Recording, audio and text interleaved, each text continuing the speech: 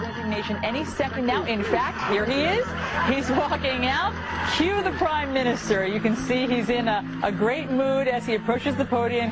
Everybody's clapping and applauding. He's shaking hands. One of the last things Tony Blair did before his long overdue resignation was to deny for a third time the need for an independent public inquiry into what happened on July 7th, 2005. Blair initially said that any such inquiry would be a ludicrous diversion from the struggle against terrorism. Some months later he would go on to say, "I do accept that people want to know exactly what happened. We will make sure that they do." In spite of this promise, no inquiry was forthcoming. Among other excuses, we've been told that it would be too expensive to publicly investigate the deaths of 56 people. Despite numerous calls from survivors, the families of victims and truth campaigners, the government has essentially refused to expand on the story it has already told. Eventually, Blair said that the inquiry was being held back because it would undermine the security services. This statement is effectively an admission that they've got something to hide. I have ruled out having another proper and independent inquiry. What I object to about this is the idea that somehow there has been some attempt not to provide the truth up to now.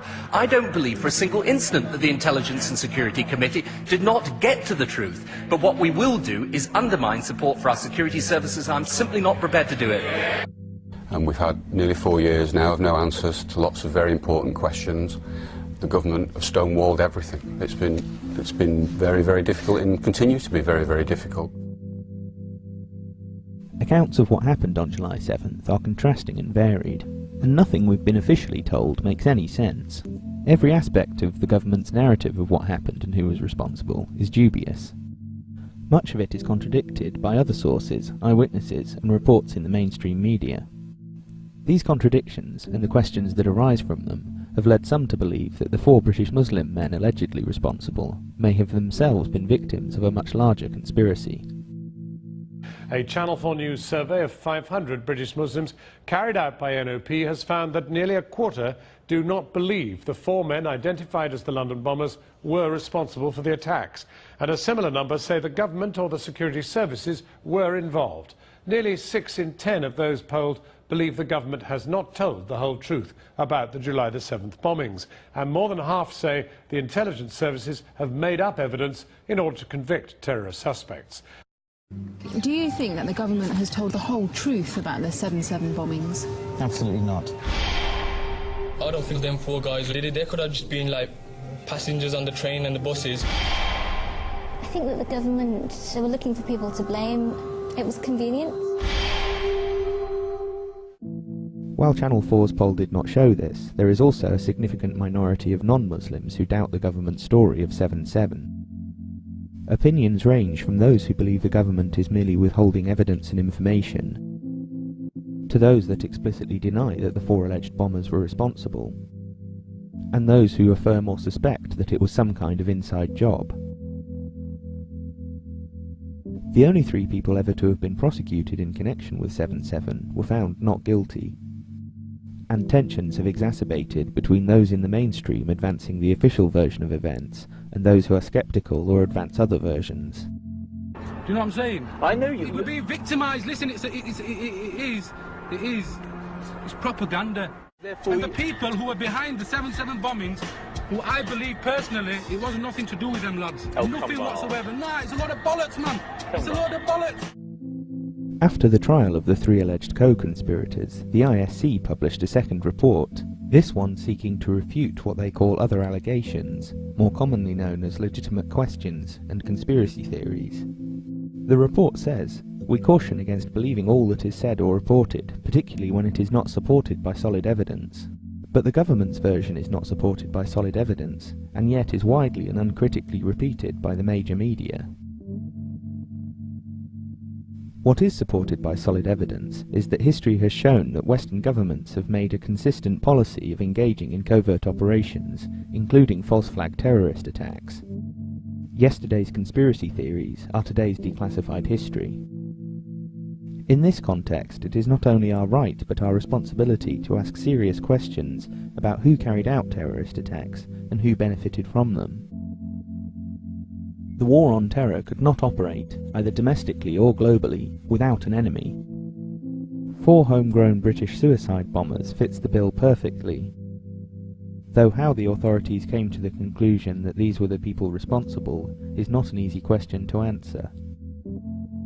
This film will outline some of the history of Western-backed covert operations, as a means to understanding the contradictions in different versions of what happened on July 7th, as well as providing context to official statements, though it will not advance any particular theory as to what really happened.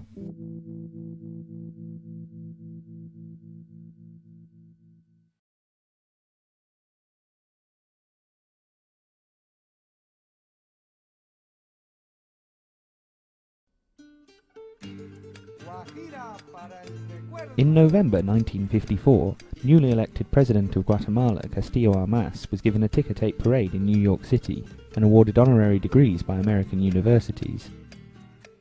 Armas had come to power in a coup that summer, supposedly an insurrection against the communist president Jacobo Arbenz. In 1955, Vice President Richard Nixon flew into Guatemala to meet with Armas. As part of an elaborate PR campaign, they held a press conference where they portrayed Armas as a popular revolutionary and Arbenz as a Soviet puppet. This is the first time in the history of the world that the communist government has been overthrown by the people. And for that we congratulate you and the people of Guatemala for the support they have given. In other words, the Arbenz regime was not a Guatemalan government. It was a foreign government controlled by foreigners. But none of this was true. Arbenz was a popular president, elected on a platform of reforming the land ownership to help the largely peasant population of Guatemala. Armas was a colonel in the Guatemalan military, recruited by the CIA to lead the coup attempt. Though he was elected after the coup was successful, he was the only candidate. And his small army did not lead an internal revolution, but was financed and trained by the CIA. Arbenz's reforms had given land to thousands of peasants, but had taken it from the American United Fruit Company. United Fruit not only owned vast tracts of land in Guatemala, but also the rail network and the major port. When Arbenz moved to break United Fruit's monopoly, it did not take them long to organise a plot against him. The company appealed to the State Department and others for help, and found many willing volunteers. Various members of United States foreign policy institutions were involved with United Fruit, as stockholders, on the company's board of directors, or providing legal counsel for the firm. This included Secretary of State John Foster Dulles, his brother CIA Director Allen Dulles, and President Eisenhower's personal secretary was married to United Fruit's Chief of Public Relations. CIA-produced radio broadcasts convinced the Guatemalan people that Arbenz was a traitor who had to be overthrown, and convinced Arbenz that the small army led by Armas was in fact much larger. When the small army made their move, Arbenz resigned and fled the country, giving up almost without a fight. Propaganda takes the place of armed combat, takes the place of bloodletting. You don't need to do it. If your enemy will surrender, if he's rendered incapable of independent action, then that's what you want. Several years later, Guatemala would itself become the staging base for a nearly identical CIA operation, this time against Fidel Castro.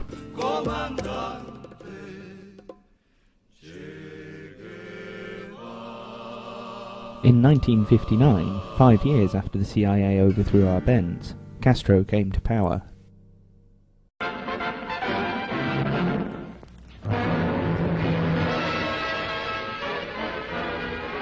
From his stronghold in the wild Sierra Maestre Mountains, Cuba's Fidel Castro emerged triumphant after 2 years of guerrilla warfare against the Batista regime. As he had with Armas, Richard Nixon met with the new leader, though there would be a radically different outcome. When when Castro visited Washington in 1959, he met with the vice president. Years later, in a CBS Reports interview with Bill Moyers, Castro recalled that encounter with Nixon. He listened to me with attention. I think that with indulgence. And then we said goodbye. Later on, I found out that immediately after our interview was over, Nixon sent a memorandum to Eisenhower telling him that I was a communist and that I had to be eliminated. A plan was developed whereby the CIA would train a small army in Guatemala. Using boats provided by the United Fruit Company, the army would then invade Cuba and overthrow Castro. In the presidential election campaign, Kennedy was in favor of helping the Cuban exiles, but Nixon was publicly opposed to the plan. If we were to follow that recommendation, that we would lose all of our friends in Latin America, we would probably be condemned in the United Nations, and we would not accomplish our objective. In later interviews, Nixon would recall a quite different version of events. The plans to support the training of Cuban refugees so that they could eventually return to their homeland and free that country of dictatorial rule began under President Eisenhower's administration. I was a strong supporter of those plans. After the election, Kennedy was not deterred from the plan to invade Cuba with a covert army. I have been elected, and therefore I'm going to do my best to implement those views.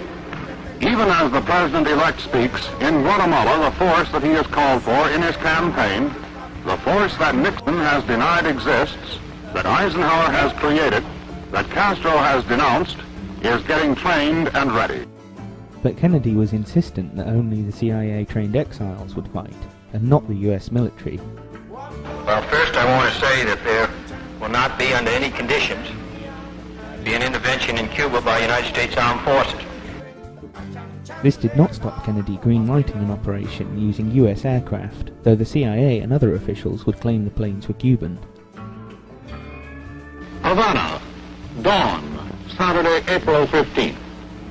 B-26 bombers of the Cuban Exile Air Force attacked Castro's airfield. When the Cubans complained to the UN about the attack, the Americans denied that it had originated with them. No United States personnel participate. No United States government airplanes of any kind participate. These two planes, to the best of our knowledge, were Castro's own Air Force planes, and according to the pilots, they took off from Castro's own Air Force fields. I have here a picture of one of these planes. It has the markings of the Castro Air Force right on the tail, which everyone can see for himself. One of the planes is at a Miami airfield. It is identified as a B-26 attached to the exiled Cuban brigade. Castro's B-26s have no nose guns.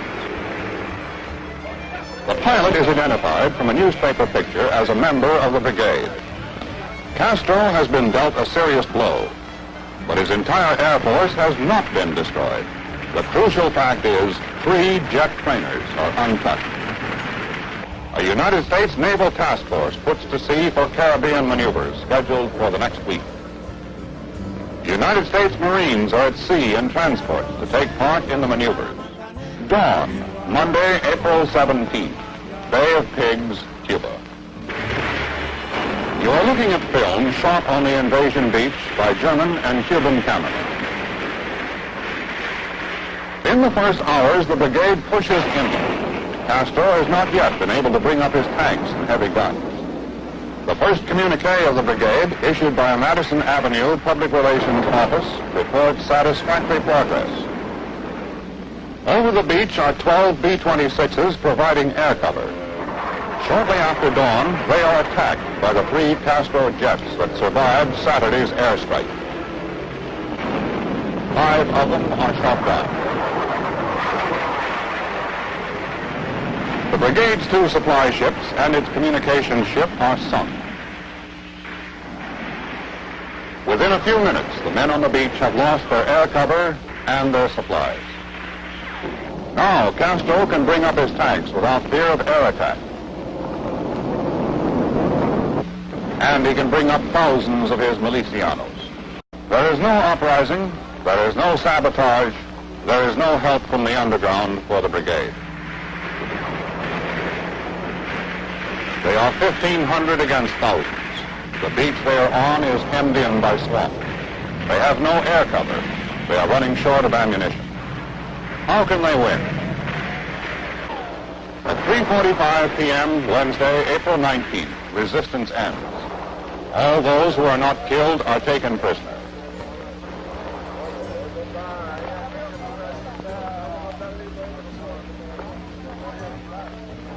In less than 72 hours, Castro has destroyed the brigade. The American planned, financed, trained, and backed invasion of Cuba is now a total failure. In the aftermath of the invasion, the Americans could do nothing in the face of international criticism and celebrations by Castro's supporters. There was no denying that the CIA's army of mainly middle-class Cuban refugees had been thoroughly humiliated. To have tried and succeeded would have been bad enough, but to have tried and failed is almost unforgivable. That's what many Frenchmen are saying. A Senate committee this week figured the invasion cost at $45 million for the 1,500-man force. An administration group thinks the Central Intelligence Agency ignored Marine Corps doctrine on amphibious operations. Marine Commandant General David Shoup was never even consulted. Es un símbolo para todos los pueblos oprimidos. Playa Girón es la primera derrota del imperialismo en América Latina, pero también es una de las primeras derrotas del imperialismo en escala mundial. On April 21st, Kennedy gave a press conference at which he took full responsibility for the failure at the Bay of Pigs. I know that many of you have further questions about Cuba. Privately, Kennedy thought that the CIA had betrayed him, so he fired Allen Dulles, Richard Bissell, and General Charles Cabell, all career intelligence men since World War II. Dulles would go on to serve on the Warren Commission investigating Kennedy's assassination. Responsibility for covert action against Cuba was turned over to the Pentagon. The new project was called Operation Mongoose.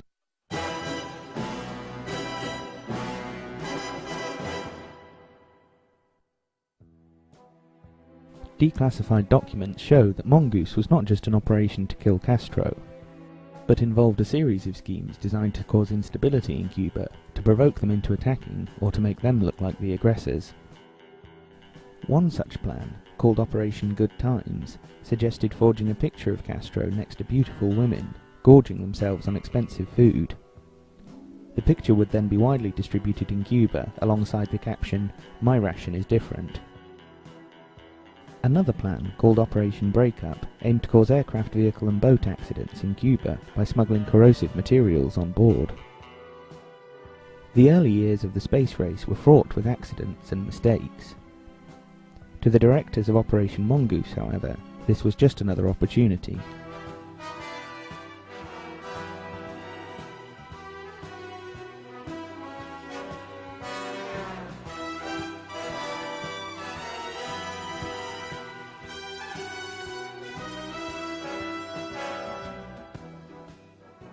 They came up with Operation Dirty Trick, which said that if anything went wrong with the flight intended to make John Glenn the first American to orbit the Earth, that the Cubans would be blamed, and that evidence would be manufactured proving electronic interference on the orders of Castro.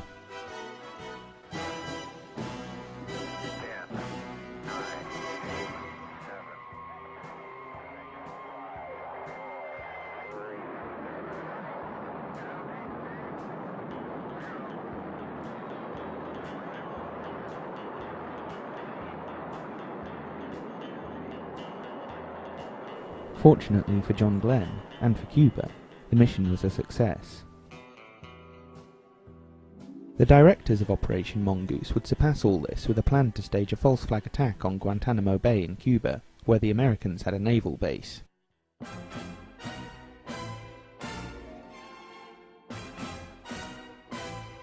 plan was originally codenamed Bingo, but became Operation Northwoods. Northwoods was the brainchild of General Lyman Lemnitzer, chairman of the Joint Chiefs of Staff, and a notorious anti-communist. In March 1962, Lemnitzer forwarded a memo to Secretary of Defense Robert McNamara. It was a plan requested by the Chief of Operations for the Cuba Project, Ed Lansdale, and explained how a staged attack could provide justification for a US military intervention in Cuba. The memo called for using friendly Cubans to attack the naval base, giving the appearance of hostile Cuban forces. A variation on this involved blowing up a US ship in the harbour. Phony rescue operations would be conducted to evacuate a non-existent crew, and ultimately funerals would be held for mock victims. The memo states that casualty lists in US newspapers would cause a helpful wave of national indignation. A further suggestion was to create a communist Cuban terror campaign in Miami, in other Florida cities, and even in Washington. Again, evidence would be prepared substantiating Cuban involvement. Most elaborate of all was the plan that they could duplicate a civil-registered aircraft, converting the original into a drone. The duplicate would then be loaded with passengers with assumed identities. The two planes would take off and rendezvous south of Florida. The duplicate would then return and land at Eglin Air Force Base, its passengers safe. The drone would then fly over Cuba and transmit a distress signal saying that it was under attack by Cuban fighters. The destruction of the drone would be triggered by radio signal.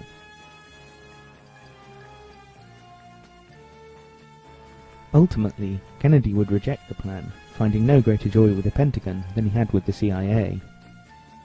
The Americans never went to war with Cuba, and Castro remained in power for decades. However, the whole episode shows a willingness in Western military and intelligence services to engage in covert action, deception, propaganda, and even terrorism. This willingness of governments to sacrifice even the lives of their own citizens would become ever more evident over the following decades. Gladio, così come è stata definita, individuata, descritta oggi, è una componente di quelle che io ho sempre chiamato strutture parallele. C'è un esercito invisibile, non predisposto per una battaglia, una guerra esterna, contro un ipotetico invasore, ma addestrato ad operare all'interno contro quello che in tutti gli ambienti militari è stato sempre definito una quinta colonna dell'Unione Sovietica, il Partito Comunista e le forze di estrema sinistra ad esso collegate.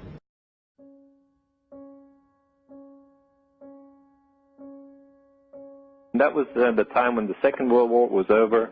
Europe was devastated, and most strategists in Europe actually feared an occupation of Western Europe by the communists in the years to come. So they thought we must prepare something like a guerrilla network which could then be operated in case of an invasion. So the primary thinking for creating such secret units was we must have a guerrilla unit ready in case of occupation. Queste strutture parallele hanno impiegato elementi dell'estrema destra per un motivo molto semplice. È in corso una battaglia anticomunista. Nel 1945 non è finita la seconda guerra mondiale ed è iniziata la terza guerra mondiale. Now, international terrorism coming from the Soviet Union wasn't merely a construct of ideology. It wasn't just projected and, this is a threat, this is something we have to be scared of. It was also a construct of real-life covert operations. And it is absolutely crucial to understand. Through to the late 1980s, a highly secretive subsections of different intelligence services, British, American, and Western European, participated in a very sophisticated NATO-backed operation to engineer terrorist attacks inside Western Europe, which could then be blamed on the Soviet Union. Now, this operation originated from within MI6 and the CIA. In fact, Winston Churchill gave the original order to set up what was called the Secret Stay-Behind Network. And the idea was to galvanize public opinion against left-wing policies and parties when it was considered that they were getting too popular. And the reason I bring this up is because if you're looking at, a lot of people talk about this idea of false flag terrorism.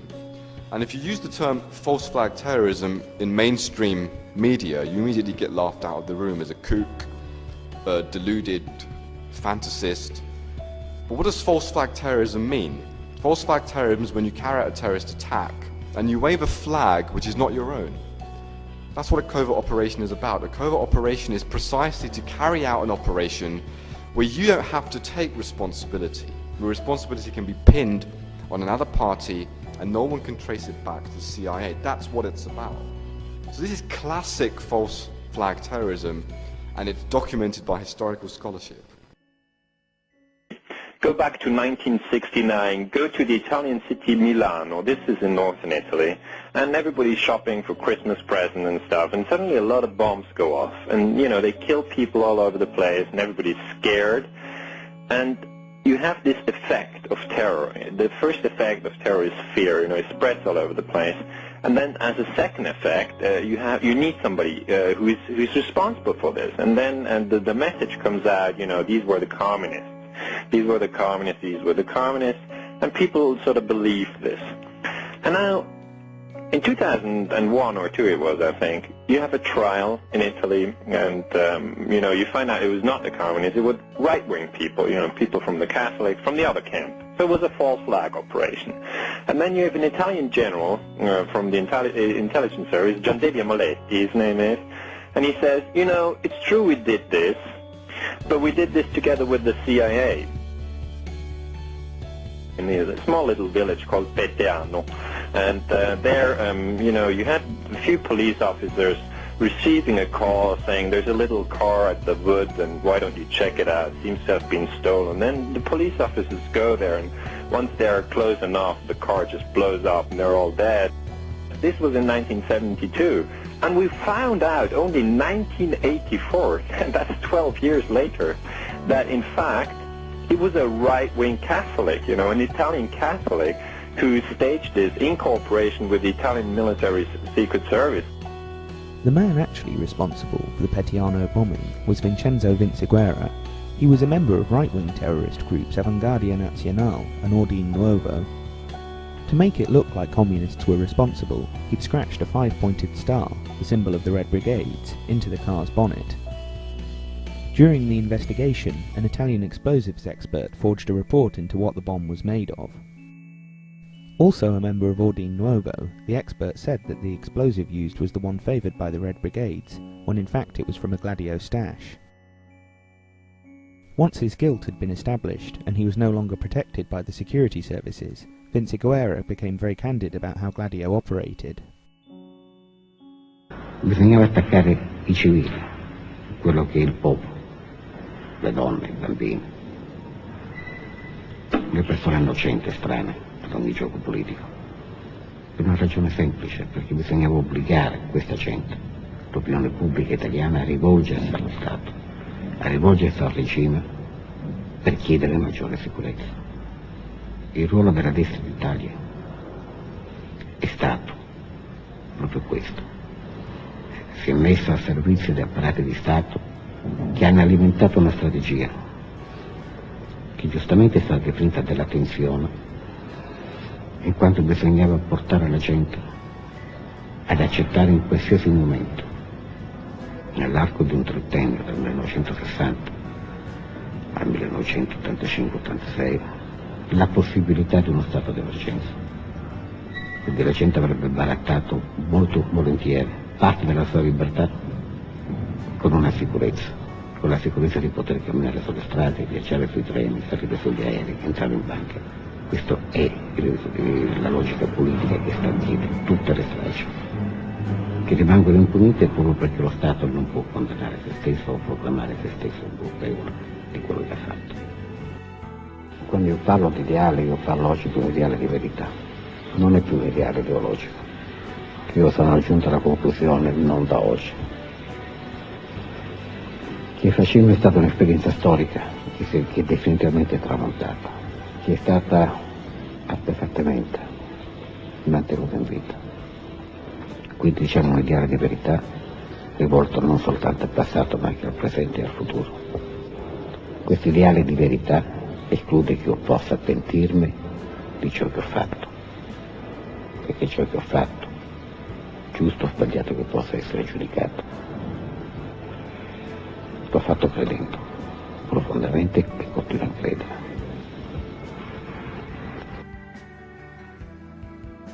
This strategic relationship between NATO, neo-fascist terrorist groups and the CIA culminated in an attack on Bologna train station in August 1980. 18 kilos of military plastic explosive were detonated in the second-class waiting room. Over 80 people were killed and hundreds injured. C'è una trentina di morti, è una notizia allarmistica oppure vera? Comunque ci mi ha detto che ci sono molti morti, molti feriti. Come ti devo dire che stai bene? Sì, telefona alla mia discrezione, digli così che io sono partito per lui. Abbiamo bisogno di sangue, mi hanno lasciato il numero e hanno detto che possiamo chiamare. Attenzione base stazione, date rose se copiate i falli.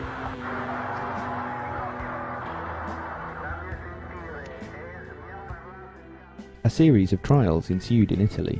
It wasn't until 1995, 15 years after the bombing, that a conclusive verdict was reached. 2 members of a neo-fascist group were convicted of the bombing. Also convicted for diverting the investigation were 2 Italian intelligence agents who were members of the P2 Masonic Lodge. The Grand Master of that lodge, Licio Gelli, was also convicted of conspiring to divert the investigation. It became clear that P2 was not just a Masonic order, but a CIA-funded parallel government. La loggia P2 non è un centro di potere occulto, è un centro di potere palese, occulto per l'opinione pubblica, non per lo Stato e i vertici dello Stato,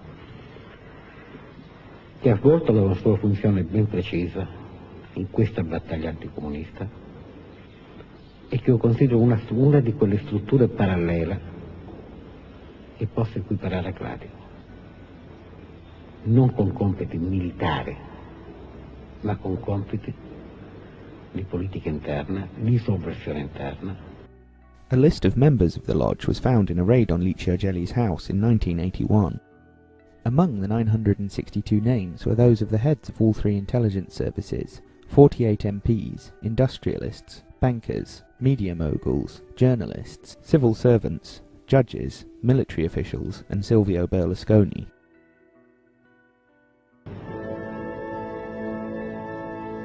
La strage di Bologna avviene in un momento in cui il massimo dell'allarme del regime, dell'allarme dei servizi di sicurezza italiani, alleati e nordamericani,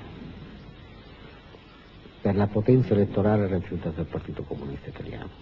Quindi la strage di Bologna, anche questa, risponde, come tutte le altre stragi, alla logica di uno Stato che, non sapendo più come fronteggiare un nemico politico, ricorre ai mezzi estremi, ai mezzi della violenza da attribuire ora agli estremisti di sinistra, ora agli estremisti di destra, per giustificare un suo eventuale intervento.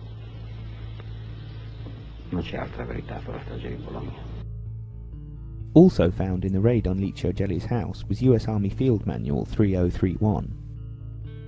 Appendix B of this manual explains the Gladio strategy of covert warfare. And the smoking gun memo that Ganser cites in his book is from the Pentagon's Defense Intelligence Agency. And this was appended to the Italian parliamentary inquiry, and it says here, it's worth quoting at some length, it says, "There may be times when host country governments show passivity or indecision in the face of communist subversion, and according to the interpretation of the US Secret Services, do not react with sufficient effectiveness." In other words, your population is, kind of getting apathetic, they're getting too pro-lefty. So US Army intelligence must have the means of launching special operations which will convince host country governments and public opinion of the reality of the insurgent danger. To reach this aim, US Army intelligence should seek to penetrate the insurgency by means of agents on special assignment, with the task of forming special action groups among the most radical elements of the insurgency. This is really important. In case it has not been possible to successfully infiltrate such agents into the leadership of the rebels, instrumentalize extreme leftist organizations for one's own ends in order to achieve the above described target. So the methodology that is advocated here is crucial, that you actually take existing networks, you infiltrate them, you radicalize them, and you mobilize them. or you create them.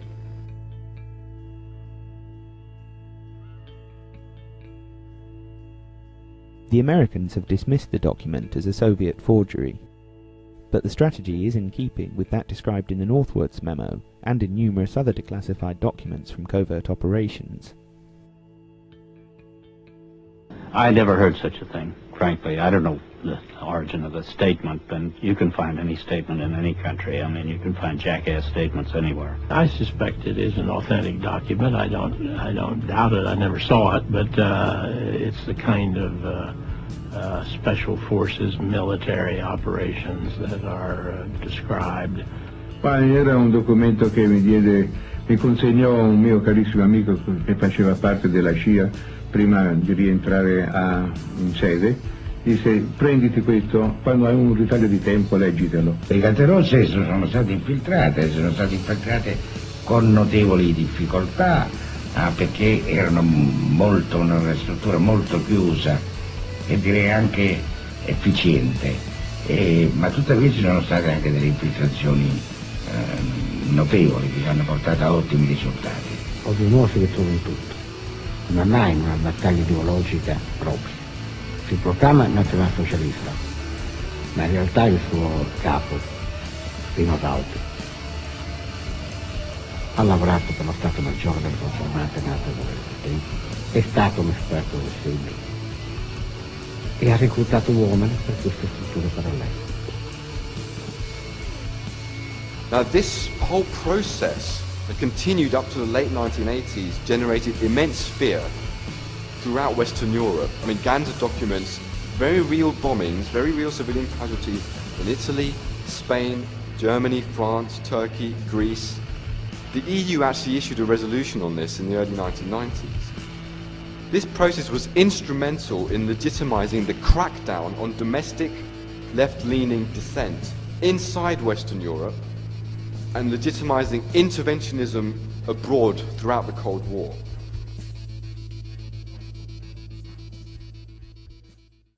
That's phase 2. Phase 3 is the Afghan proxy war. In February 1979, the American-backed Shah in Iran was overthrown and replaced by Ayatollah Khomeini. In neighbouring Afghanistan, the Soviet-backed government was coming under increasing pressure from the Islamic resistance. In December, the Soviets invaded. The Americans feared losing control of a potentially lucrative and strategically useful part of Eurasia. We are faced with the possibility that one way or another, before too long, we may have either a hostile Iran on the northern shore of the Persian Gulf facing us, or we might even have the Soviets there.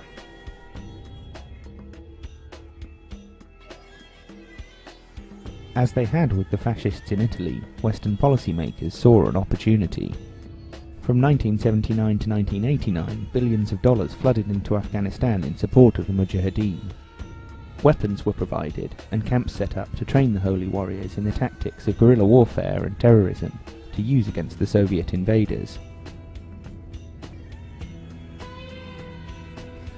Now obviously the collapse of the Soviet Union by 1989 meant two things. First of all, it opened the way for the United States to enter into strategic regions that otherwise it couldn't do in the context of the bipolar system. You know, obviously there was a limit.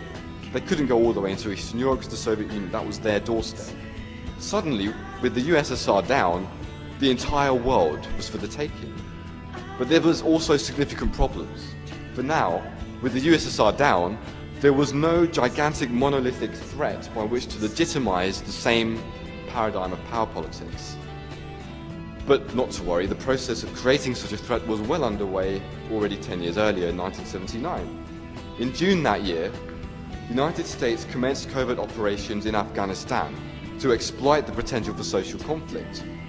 According to Brzezinski, US involvement, he said, was designed to foster unrest and bog down the USSR into a costly and bloody invasion, and indeed to provoke the USSR into an invasion. This was just the beginning.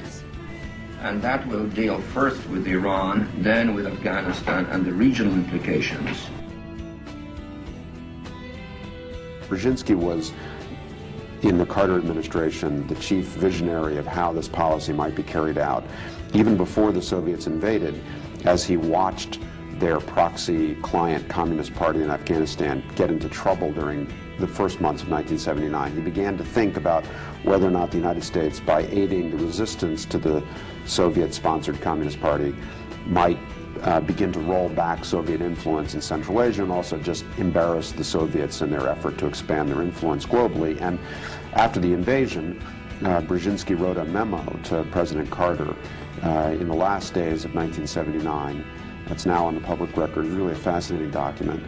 And he essentially, it's quite a discursive note, reflective, and he says, in effect, Mr. President, we have an opportunity here to create a Soviet Vietnam. Do we know whether any Soviet units have reached the border post? No. They're holding back. They are holding back. We started providing weapons to the Mujahideen from various sources again. Some, for example, some Soviet arms from the Egyptians and the Chinese. We even got Soviet arms from the Czechoslovak communist government, since it was obviously susceptible to material incentives. And at some point, we started buying arms for the Mujahideen from the Soviet army in Afghanistan, because that army was increasingly corrupt. The West even financed the printing of textbooks for children to radicalize Afghan society. These textbooks were distributed by the United Nations. And according to the Washington Post, you actually had images of, like, teaching kids to count. They would have images of bombs, tanks, missiles as kind of educational guidance, how to get these kids to know. So there was a very, very deliberate process here.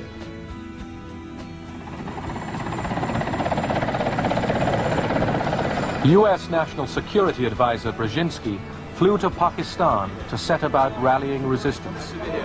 He wanted to arm the Mujahideen without revealing America's role. On the Afghan border near the Khyber Pass, he urged the soldiers of God to redouble their efforts.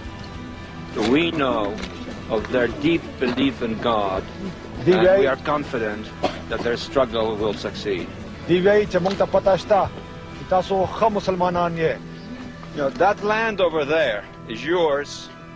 You'll go back to it one day, because your fight will prevail, and you'll have your homes and your mosques back again, because your cause is right and God is on your side.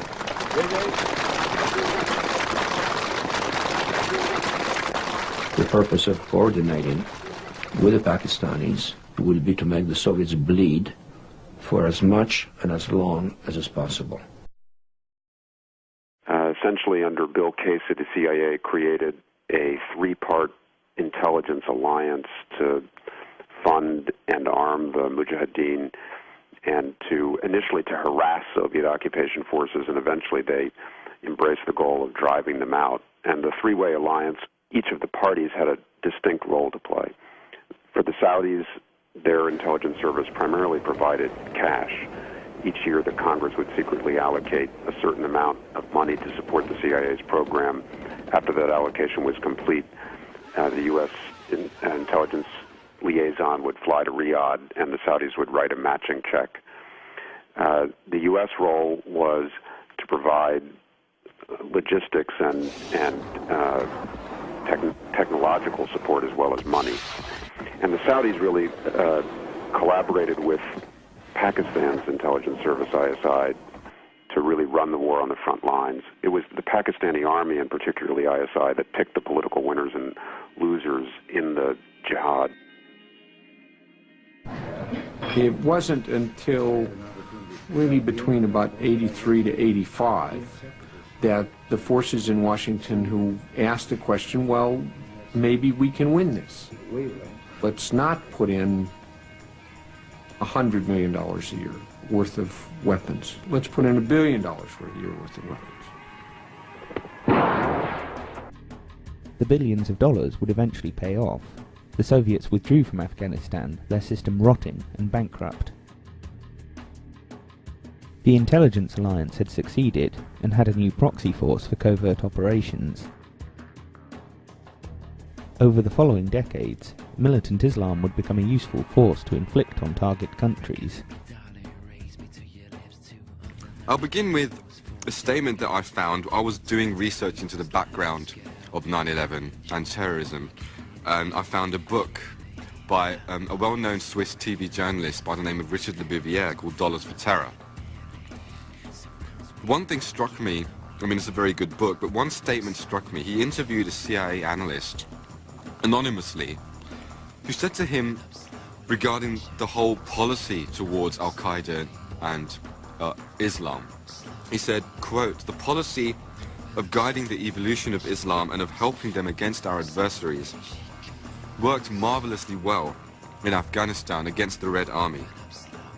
The same doctrines can still be used to destabilize what remains of Russian power, and especially to counter the Chinese influence in Central Asia." Now, when I read this, I was quite shocked, because really what it seemed to be saying was that there was some kind of strategic thinking when we got involved with the Mujahideen in Afghanistan to repel the Soviet Union. There was some kind of thinking that maybe we could actually use these guys in a wider context. Even if it wasn't well thought out, it was something that struck me as very, very significant. And I thought, how do we find out whether this is true? So what I set out to do, I said, so what are these key regions I can look at to see whether this is true? You know, Russian power and Chinese power. So we can look at Eastern Europe, the Balkans, and Central Asia, and Asia. So that's what I did. And I discovered, to my great surprise, that there was a lot of disturbing evidence that the United States, not just the United States, Britain and various Western European powers as well, had been to this day connecting themselves in some way or other with the Mujahideen, with Al-Qaeda, in various different regions for various different interests. And I would just want to try and give you a very brief breakdown of some of the kind of interesting pieces of evidence I found for this connection. The most prominent one, I think, to my mind, is the Balkans. We are told that we disconnected ourselves from the Mujahideen completely when the Soviet Union collapsed. This is just not true. It's well documented now that in the first Bosnian conflict between 1992 and 94, the Pentagon created an air funnel. They flew in Mujahideen connected to Osama bin Laden and Al-Qaeda from many different parts of the world.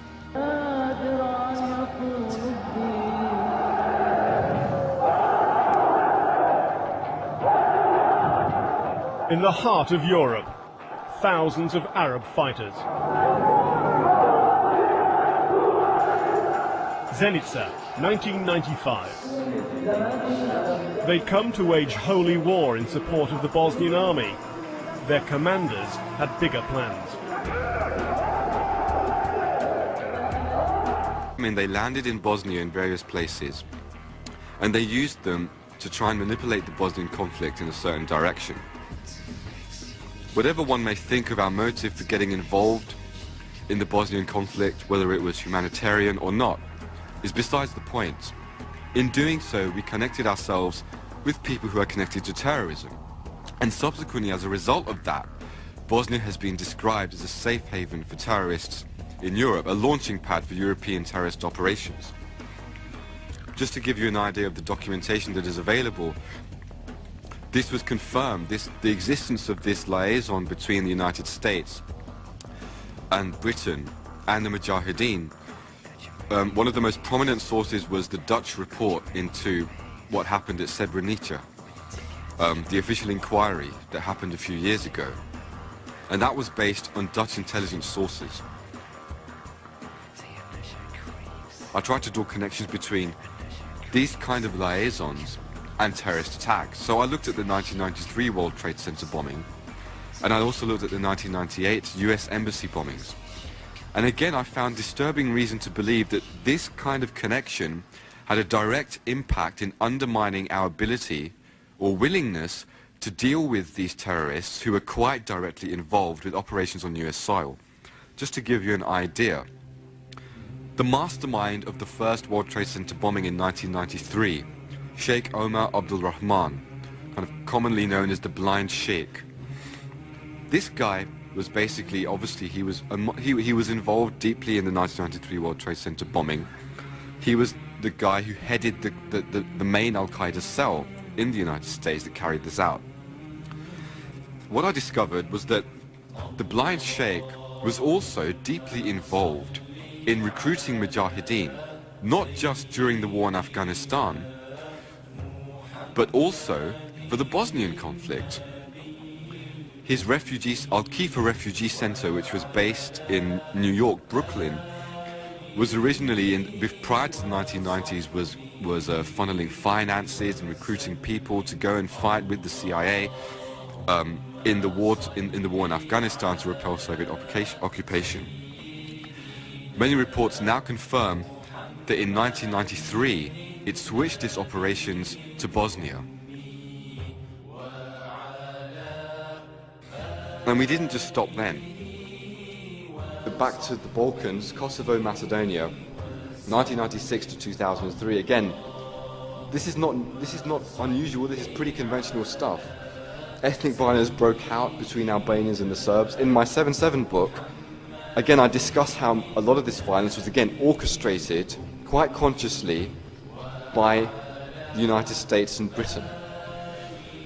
And again, this is not conspiracy theory, this is mainstream sources. And again, NATO had supposedly intervened on humanitarian grounds on behalf of Kosovo Albanians in March 1999, but the same policy that happened in Bosnia was replicated here. In 1998, the KLA had been listed by the State Department as a terrorist organization, financed by Bin Laden. The US and Albanian and Macedonian intelligence reports, they had their officials saying that KLA fighters were training in Al-Qaeda camps in Afghanistan and Albania, and there were border crossings going on into Kosovo from Albania. Hundreds of Al-Qaeda mujahideen. There was heavy interpenetration. There was arms, there was finances, there was drugs. According to Tim Judah, Balkans expert, in 1996 was when British SAS and American Delta Force instructors had begun training the KLA. The CIA was supplying military assistance up to and during the 1999 bombing campaign. Military training manuals, field advice, telling them which hill to hide behind, actually telling them how to carry out operations on the ground, all under the cover of OSCE ceasefire monitors. That was in Kosovo. Then in Macedonia, when the Kosovo war started to wind up, so you're looking at around 2000, they changed their name to the National Liberation Army, the NLA.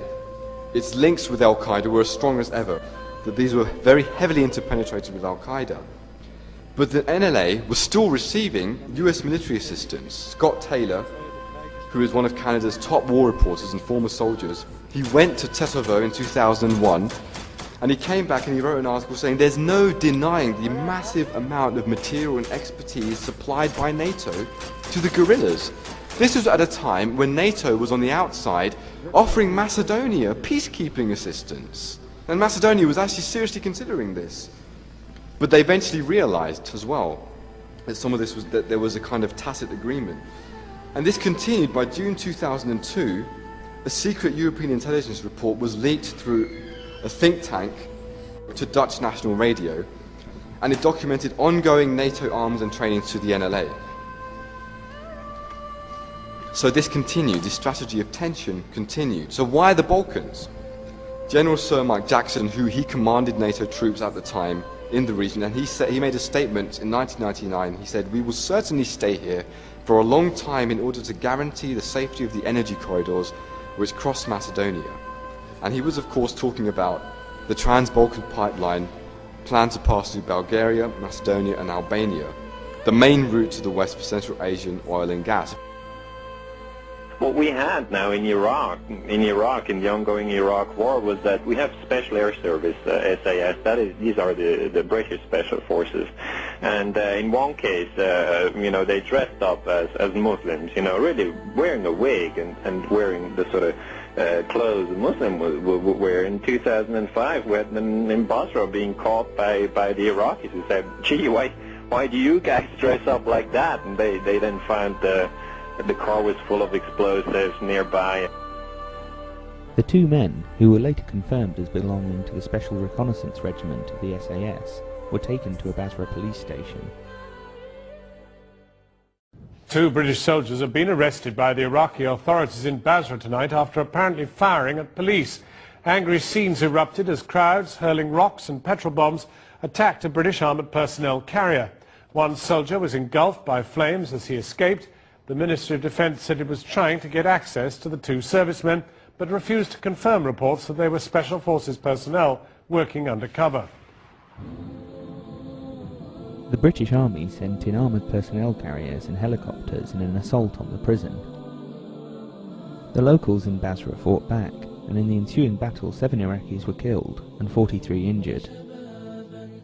However, the attack on the prison was just a diversion, as the two men were actually rescued from a nearby house.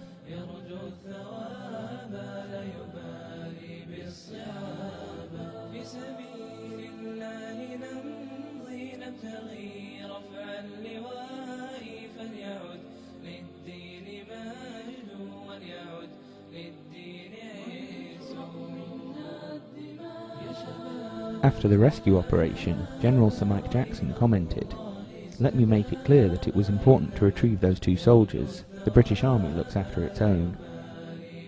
The governor of Basra demanded an apology and compensation for the victims of the raid. Initially, the British refused any such apology or compensation. Local Iraqi security services refused to cooperate with the Western forces, and eventually the British caved, effectively admitting responsibility for what had happened. What is important from a historical perspective is that we always sit back when we see a terrorist attack and say, gee, okay, what was this? Was this my tax money being used against me by the state? Or was this a private group that carried out another atrocity?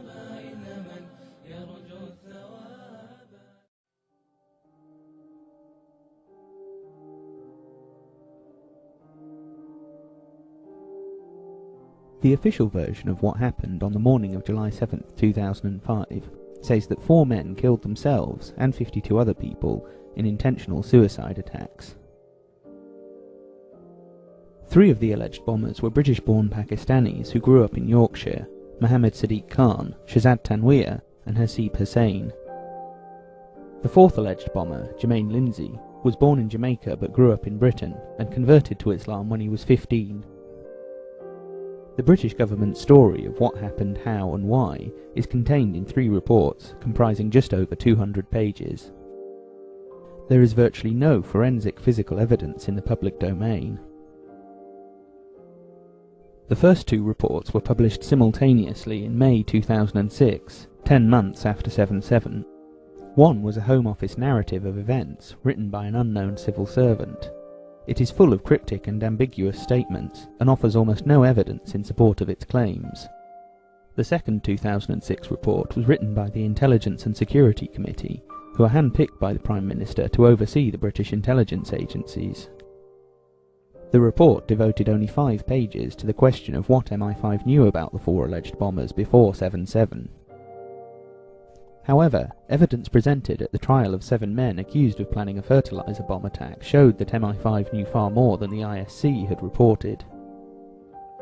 A second report was published in 2009 which examined this evidence and explicitly sought to put down conspiracy theories about 7/7.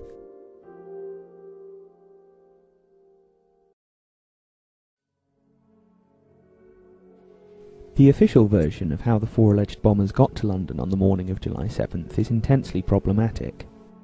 The Home Office report says that 3 of the men travelled down the M1 from Leeds to Luton, while a 4th came across from Aylesbury.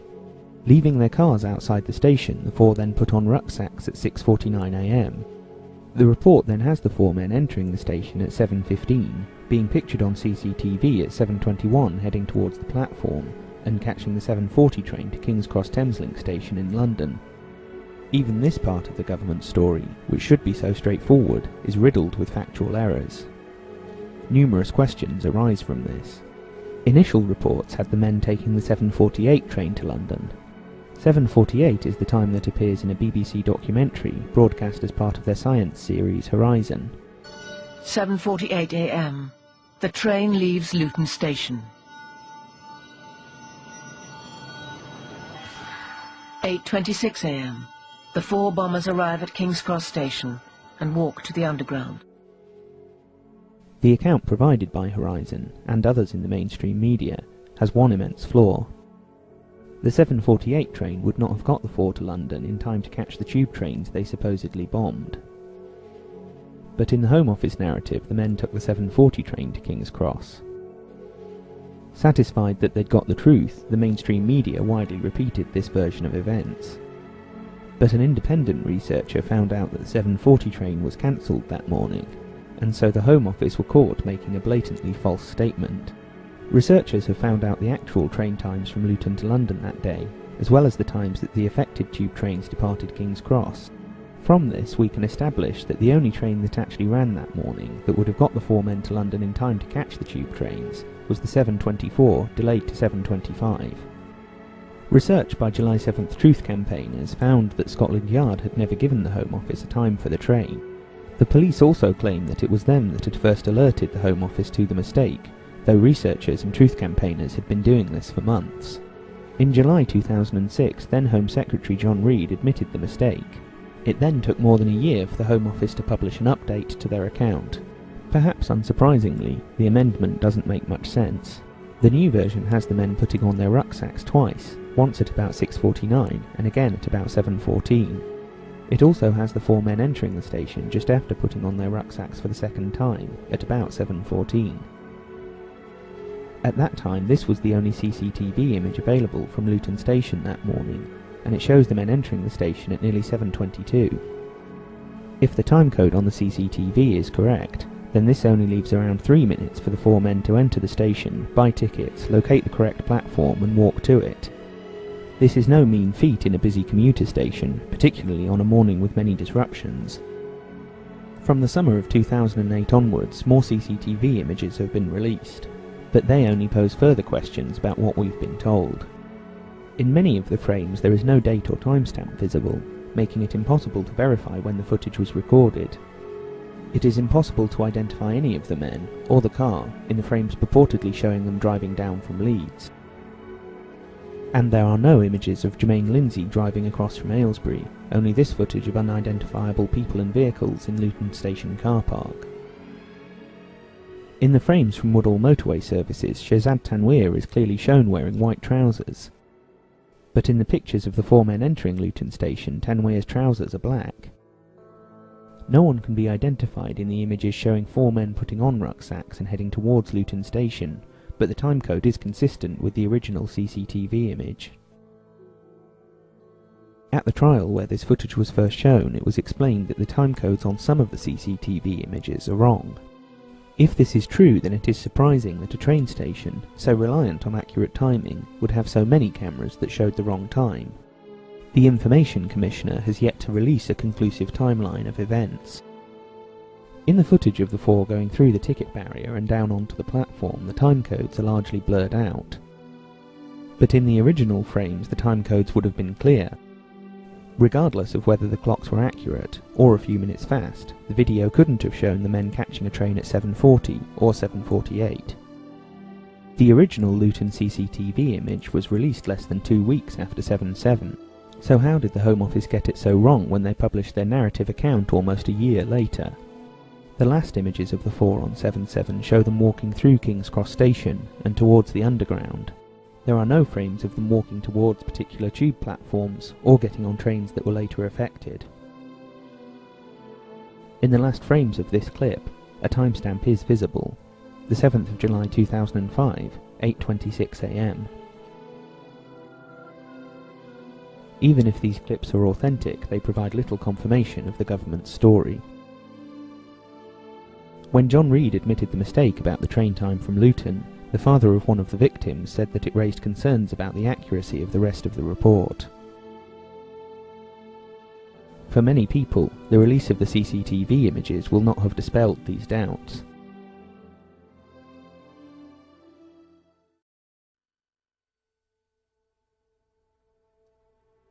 Exactly what happened to the tube trains on the morning of July 7th isn't at all clear. The number of explosions, where and when they took place, and what caused them, are all disputed, with official sources often contradicting one another. Initial reports of the police conducting controlled explosions on devices found in the underground, and injuries to passengers and damage to tube trains caused by electrical power surges, somehow became a story of 4 suicide bombers using homemade explosives. Many people have asked questions because of this, questions that the police investigation and reports by the Intelligence and Security Committee and the Home Office have failed to answer. Officially, there were only 4 explosions in London that morning. According to the police, the Home Office and the ISC, as well as the major media, after the 4 arrived at King's Cross, 3 of them took tube trains, spreading out across the capital before detonating their bombs almost simultaneously. Likewise, they say the 4th detonated his bomb on a bus in Tavistock Square. However, throughout the morning the BBC and other major media were quoting officials saying there were far more than just 4 explosions. With the 10 o'clock news, I'm Max Rushton. Good morning, and as you've been hearing, TfL are advising people to avoid the entire tube network after a major power failure. British Transport Police say power surge incidents have caused a series of bangs on the London Underground at Aldgate, Edgware Road, King's Cross, Old Street and Russell Square. British Transport Police say a number of people have been hurt, one of them seriously. 94.9. I can tell you now the BBC are reporting that police say there have been 3 bus explosions. We'll go live to... Now, the list that we've got at the minute, where the police are investigating, is Edgware Road, King's Cross, Liverpool Street, Russell Square, Aldgate East and Moorgate. They're all the underground stations that we've been told that they're investigating at the moment. We have now had it confirmed, unfortunately, that there are 3 buses as well that have been exploded. We did know about one. That's the one that we talked about earlier on at Tavistock Place. We now know that there have been another 2 on top of that. Do we know where those other 2 are yet? At the minute, the details have not come through on that one, but they have confirmed that yes, there have been others. Thank you, John. Good morning. The BBC security correspondent, Frank Gardner, says Arab sources who monitor al-Qaeda have told the BBC they believe today's explosions in London are almost certainly the work of al-Qaeda. A few moments ago, the Commissioner of the Metropolitan Police, Sir Ian Blair, said there'd been 6 blasts. They've happened at a number of underground stations and on buses, including what's been called major incidents at Liverpool Street and Edgware Road. 7 explosions now, the Metropolitan Police telling us. I will list them, and you see them there on the map. Edgware Road, King's Cross, Liverpool Street, Russell Square, Aldgate East, Moorgate, and the bus. By the afternoon, the police were only talking about 4 explosions, 3 on the underground and 1 on a bus. But at that time they were saying the tube explosions were staggered over about half an hour. At 8:51 this morning there was an incident at Moorgate, around Moorgate, Liverpool Street, Aldgate East. At 8:56 this morning, at the King's Cross Russell Square incident. At 9:17 there was an explosion on a train coming into Edgware Road underground station. It wasn't until 2 days later that Scotland Yard said the explosions were almost simultaneous. And it is this version that made it into the official accounts, published almost a year later. David Minahan is a former claims investigator for a firm of solicitors and an insurance company, and was the president of a major trade union. He compiled a dossier of evidence, now published by the July 7th Truth Campaign, composed of photographs, eyewitness accounts and official statements that contradict the Home Office's version of events. He concluded that in all likelihood there were several explosions beyond the 4 officially admitted, and he is convinced there has been a cover-up of what happened. Some have put these contradictions down to the mayhem of covering an ongoing large-scale emergency response to a major incident. But the fact remains that there is no one single coherent version of events that explains what happened. The suggestion that there were more than 4 explosions could help explain some of the discrepancies, and the eyewitness reports that support other versions of events.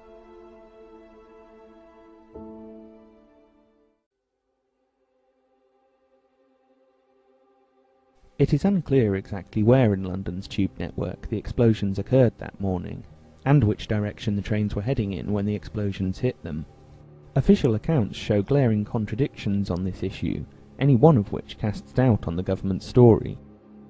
According to the Home Office narrative, 3 of the men must have boarded tube trains at King's Cross. The government say that Mohammed Sadiq Khan took a westbound Circle Line train, Shahzad Tanweer took an eastbound Circle Line train, and Jermaine Lindsay took a southbound Piccadilly Line train, all heading away from King's Cross. In total, 5 stations in this area were said to have been affected by the events that morning.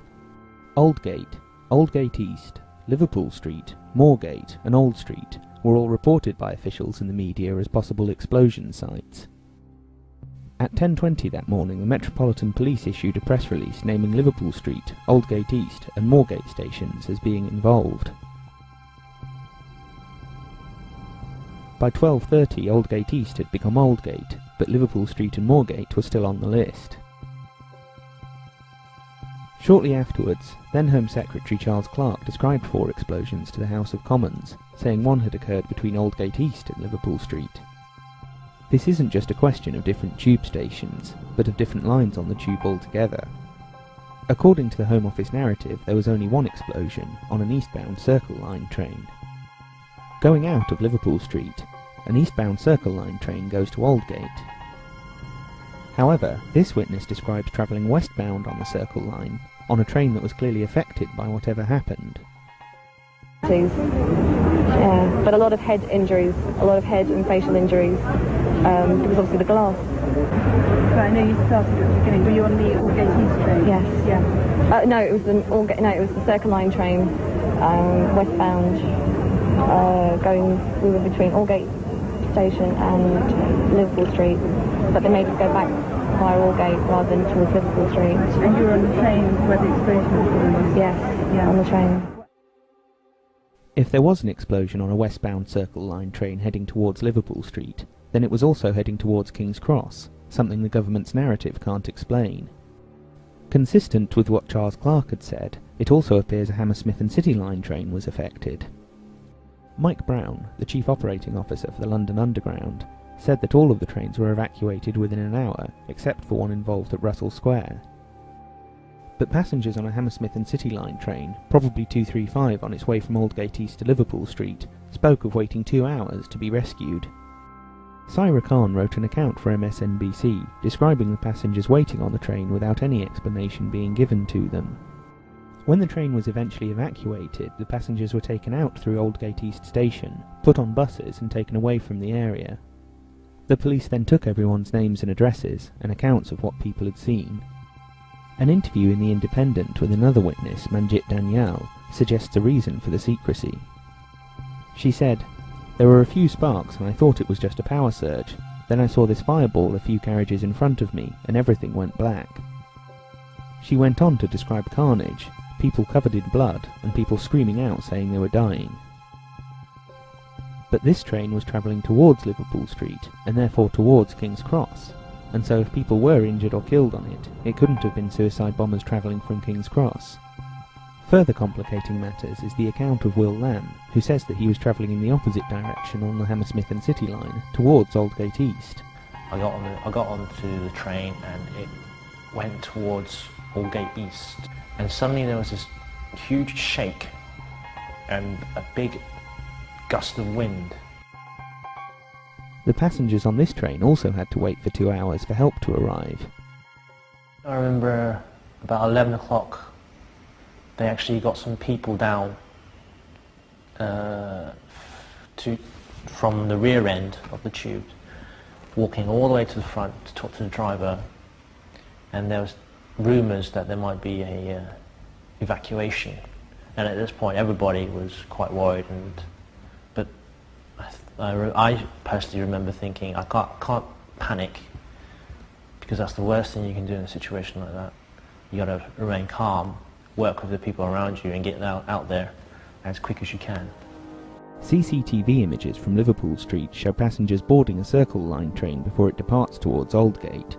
30 seconds later, another camera shows smoke billowing onto the platform. Though the clock shows the wrong time, the footage does essentially support the Home Office's version of events. But the pictures only show one train, whereas eyewitness accounts and official reports suggest as many as 4 could have been involved in just the East London area.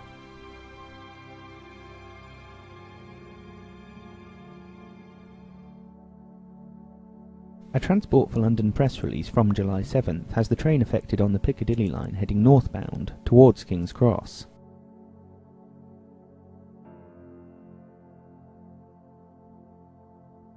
A Tube Lines press release from July 7th also says the train was northbound.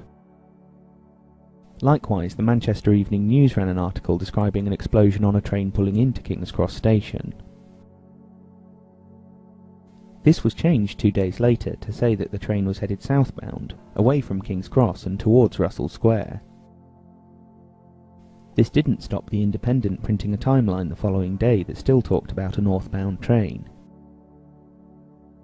According to the Home Office narrative, the explosion occurred on a southbound train, with Jermaine Lindsay having boarded at King's Cross and heading towards Russell Square. In TfL's update, the train number is identified as 311. 311 is also the number given in a BBC interview with Gary Stevens, the duty manager of Russell Square Tube Station. The same number appears in much of the rest of the BBC's coverage of 7/7, and in the report of the duty operations manager for the Piccadilly line, obtained by a July 7th researcher. The problem with this is that train 311 was northbound on the Piccadilly line, the direction originally given by TfL, but impossible for a suicide bomber travelling from King's Cross. The number of the affected train was changed to 331, though when this took place isn't clear because TfL never issued a public update. Nonetheless, 331 is the number they've given out in response to inquiries by truth campaigners. When a researcher asked for the whereabouts of the train with the original number given out, 311, the answer came back that at 8:50 that morning it was in South Kensington, several stations down the line from King's Cross and Russell Square, making it difficult to see how any such mix-up could have occurred. Ian Wade, who worked for the BBC's finance department and was on one of the trains that were affected, phoned into BBC Radio London that morning to give his account of what had happened. He described the bang as a relatively minor incident, said that they had to wait for 15 minutes in the dark before they could escape, and that he hadn't seen anyone with serious injuries. BBC London's 94.9's Ian Wade was actually on the Underground when the incident occurred. He joins me now. Morning, Ian. Hi, John. Where were you? Were you on one of the trains, or I was what? actually on the train it happened to, John, and an almighty bang. Lights went out, soot filled the actual carriage we was in. We was in the actual carriage about 15 minutes. They started filing us out. They shut the line down, all the electricity, and the officials have walked us down. Now, as I was walking, I asked one of the officials what happened, and he said one of the electric overhead lights, he thinks, fell down and hit the front of the train. But the people generally were very, very good. You know, there was people keeping people calm and saying, look, we're all right, there's no fire, you know, hang on. How long were you in the dark for? I would say 15 minutes. So there was covered in soot, though. Yeah, covered in soot, but no actual damage to the train in terms of windows in or carriages crushed? Not in the carriage I was in, John, but I didn't see the whole train, so I don't know, mate, honestly. How about injuries? Any injuries? Well, I'm just looking over, I can see someone standing over there. He's got a short-sleeve shirt on and he's got a lot of cuts on his arm. But other than that's the first and only one that I've seen actually injured. Other than that, people are sobbing and covered in... Also on the train was Ian's wife Eve, who the following day gave an interview to The Independent describing a quite different version of events. She described a big blast, the lights going out, and waiting for 15 minutes in the dark. She said that she initially thought that it was just a continuation of the problems that had dogged the Piccadilly line all morning. Unlike Ian, she said that she soon realised it was something more serious when she saw numerous injured people on the way out through the tunnel. The day after, Ian Wade gave a new interview to the BBC. In contrast to his phone call to the radio, he described significant damage to the carriage in front of his, and people with their limbs missing and their clothes burnt off. All three versions, two of Ian's and one of Eve's, say that it took 15 minutes before the train started to be evacuated. However, according to Rachel North's diary, it was more like 20 to 30 minutes. According to the blog of Steve Lovegrove, it was 35 minutes. According to Gary Stevens, it was 40 minutes. And according to this witness, only 3 or 4 minutes. We were just in a carriage, there was a big explosion, it went black, there was loads of smoke. We were in there for maybe 3-4 minutes, and then the driver helped us out, we walked to Russell Square. Different sources claim that 3 different sets of emergency workers were the first on the scene. The Guardian and the Times have Gary Holness as the last surviving passenger to be pulled from the carriage. But according to the Telegraph, it was the miraculous Jill Hicks who was the last to be rescued. If there were 2 trains affected on the Piccadilly line, one headed in each direction, it could help explain some of the anomalies in the different accounts.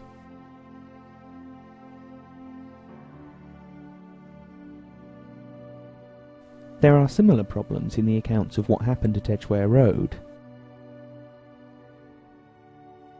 In a Metropolitan Police press release issued on July 7th, they said that the explosion happened at 9:17, that the train primarily affected was headed into Edgware Road station, that the explosion blasted a hole through a wall and onto a train at an adjoining platform, and that 3 trains were thought to have been involved. The same details were given at a press conference, also on July 7th. At 9:17, there was an explosion on a train coming into Edgware Road underground station, which blew a hole through a wall onto another train in an adjoining platform. In fact, it's believed that 3 trains were involved in that particular incident, and so far there are 5 fatalities in that particular incident. Numerous questions arise from this. If the affected trains were actually in the station, then why was there nearly a half-hour discrepancy in the reporting of the time of the explosion? By the time of the Met Police's 1-week anniversary recap of events, the suggestion of a 3rd train being affected had disappeared. The time of the explosion was changed to 8:50, but the story was still that the primary train was headed into Edgware Road station, and that the explosion blasted a hole through a wall and onto a train at a nearby platform. Inquiries by a July 7th researcher yielded a response from Transport for London saying there are no separate tunnels at Edgware Road station, and so no hole was blasted through a tunnel wall. How could the Metropolitan Police have got it so wrong even a week after the event? Another response from TfL confirmed that only 2 trains were damaged. It also says that no fatalities or injuries were recorded on the 2nd train. It is now widely reported that the train was westbound, headed out of Edgware Road station on its way to Paddington. The Home Office's narrative is unclear, not stating the location of the train. This is particularly important at Edgware Road because several passengers who were killed or injured never should have been on a train from Edgware Road to Paddington. 2 of these were the Benton sisters from Tennessee, who were on their way to the Tower of London, in the opposite direction. We got up that morning and got on the train, and we were going to go to London Tower to see just London Bridge and all that kind of stuff. We weren't on there long enough to notice anything. Yeah. I was still focused on my cup of coffee and whether or not we were on the right train to get to the Tower of London. The injured woman in this famous photograph, Davinia Terrell, was reported to be on her way to Canary Wharf that morning. Just like the Benton sisters, she should therefore have been travelling in the opposite direction to the train primarily involved at Edgware Road. Another victim who died at Edgware Road was Jenny Nicholson. She was reported by The Guardian to have called her boyfriend shortly before catching an eastbound train at Paddington Station. As picked up by the Camden New Journal, this would have her on a train travelling in the opposite direction to the one supposedly bombed by Mohammed Sadiq Khan.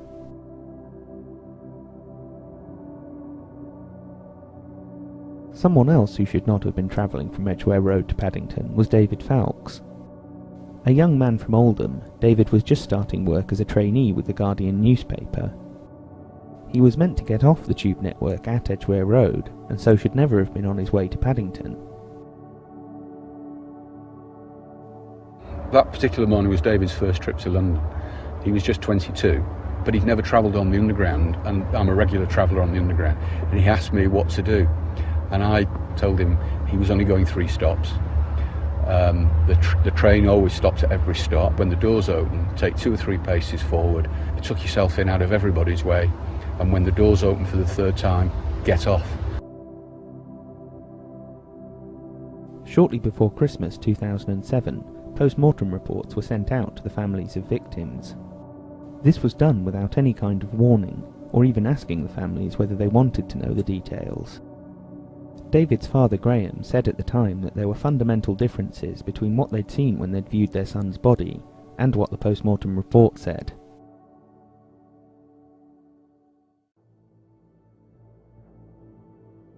Exactly where in the carriages the explosions took place is difficult to establish. Former Deputy Police Commissioner Andy Hayman said that the alleged bombers carried explosives onto the tube trains in rucksacks and detonated them on or close to the floor of the carriages. This version of events was repeated in the Home Office narrative, but many eyewitness reports contradict this. One of the most discussed accounts is that of Bruce Late, a dancer and instructor from Cambridge. He was in London that morning for an audition and got on the tube network at Liverpool Street. He was knocked unconscious by the blast, and when he came to, he waited for emergency services to arrive. Not long after July 7th, he was interviewed by the Cambridge Evening News. The article says that Bruce and his dance partner Crystal were closest to where the bomb went off. Bruce said that as a policeman told them to mind a hole in the floor of the carriage, he noticed that the metal was pushed upwards, as though the bomb was underneath the train. Years later, he essentially told the same story to the BBC for their show Conspiracy Files. As I was getting off the train, I noticed that there was a hole, and the hole was as if there was a bomb or the explosion had burst up through the floor of the train, and that was just about there. This damage to the floor was also described by Lizzie Kenworthy. An off-duty police officer, she'd crawled through from an adjacent carriage to help the injured.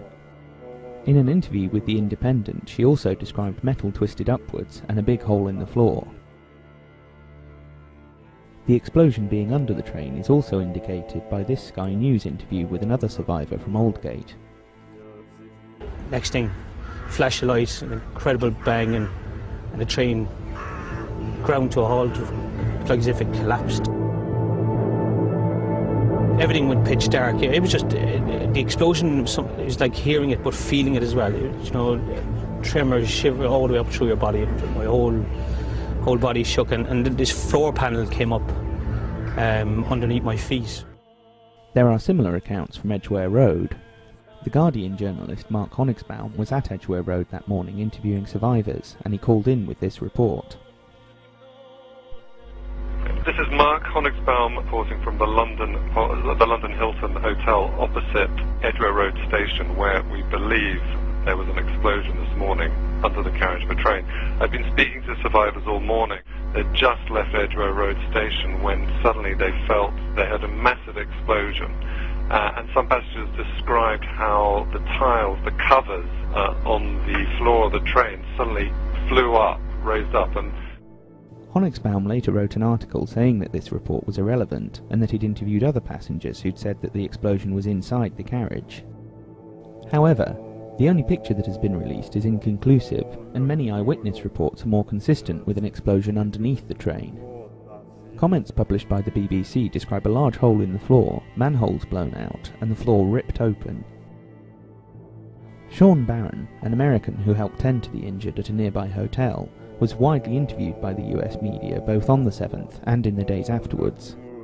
Yes, in the one train at Edgware Road, one of the patients who I was dealing with inside the hotel described a large hole which had been blown in the floor. This damage was also described by Katie Benton.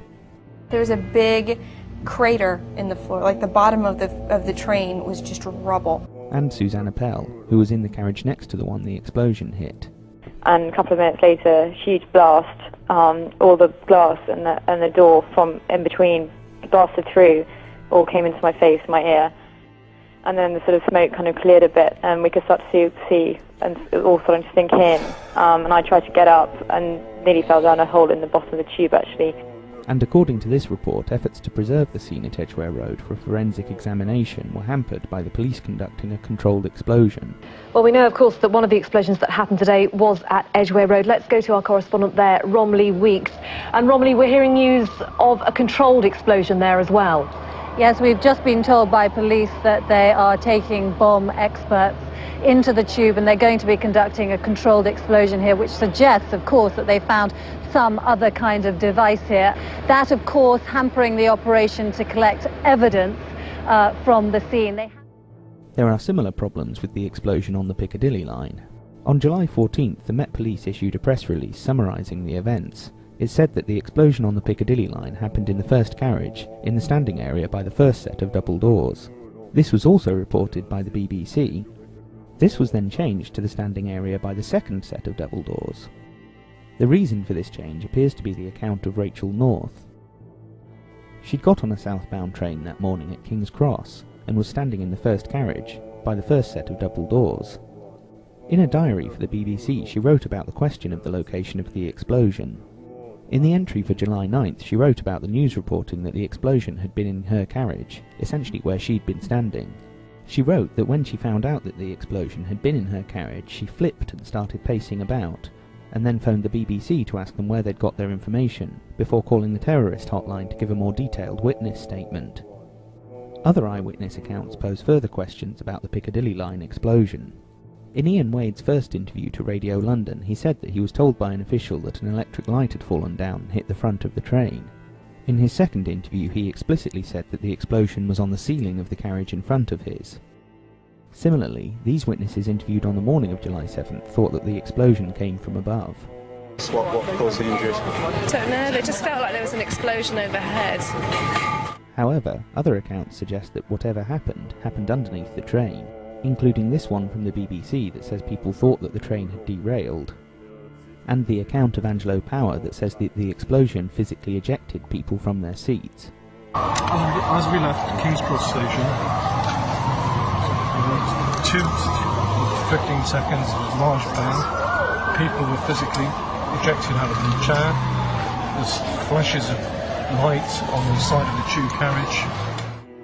The initially released picture of the interior of the Piccadilly line carriage does suggest an explosion from above, but a more recently released image shows greater damage to the floor. With the authorities failing to release any more information from the forensic investigation, it is impossible to say at this stage where and how the explosions hit the tube carriages.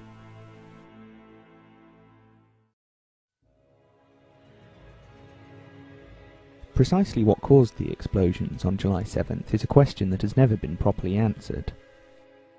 Even after the explosion on the bus, officials in the media were saying that power surges had caused blasts or explosions at up to 8 tube stations.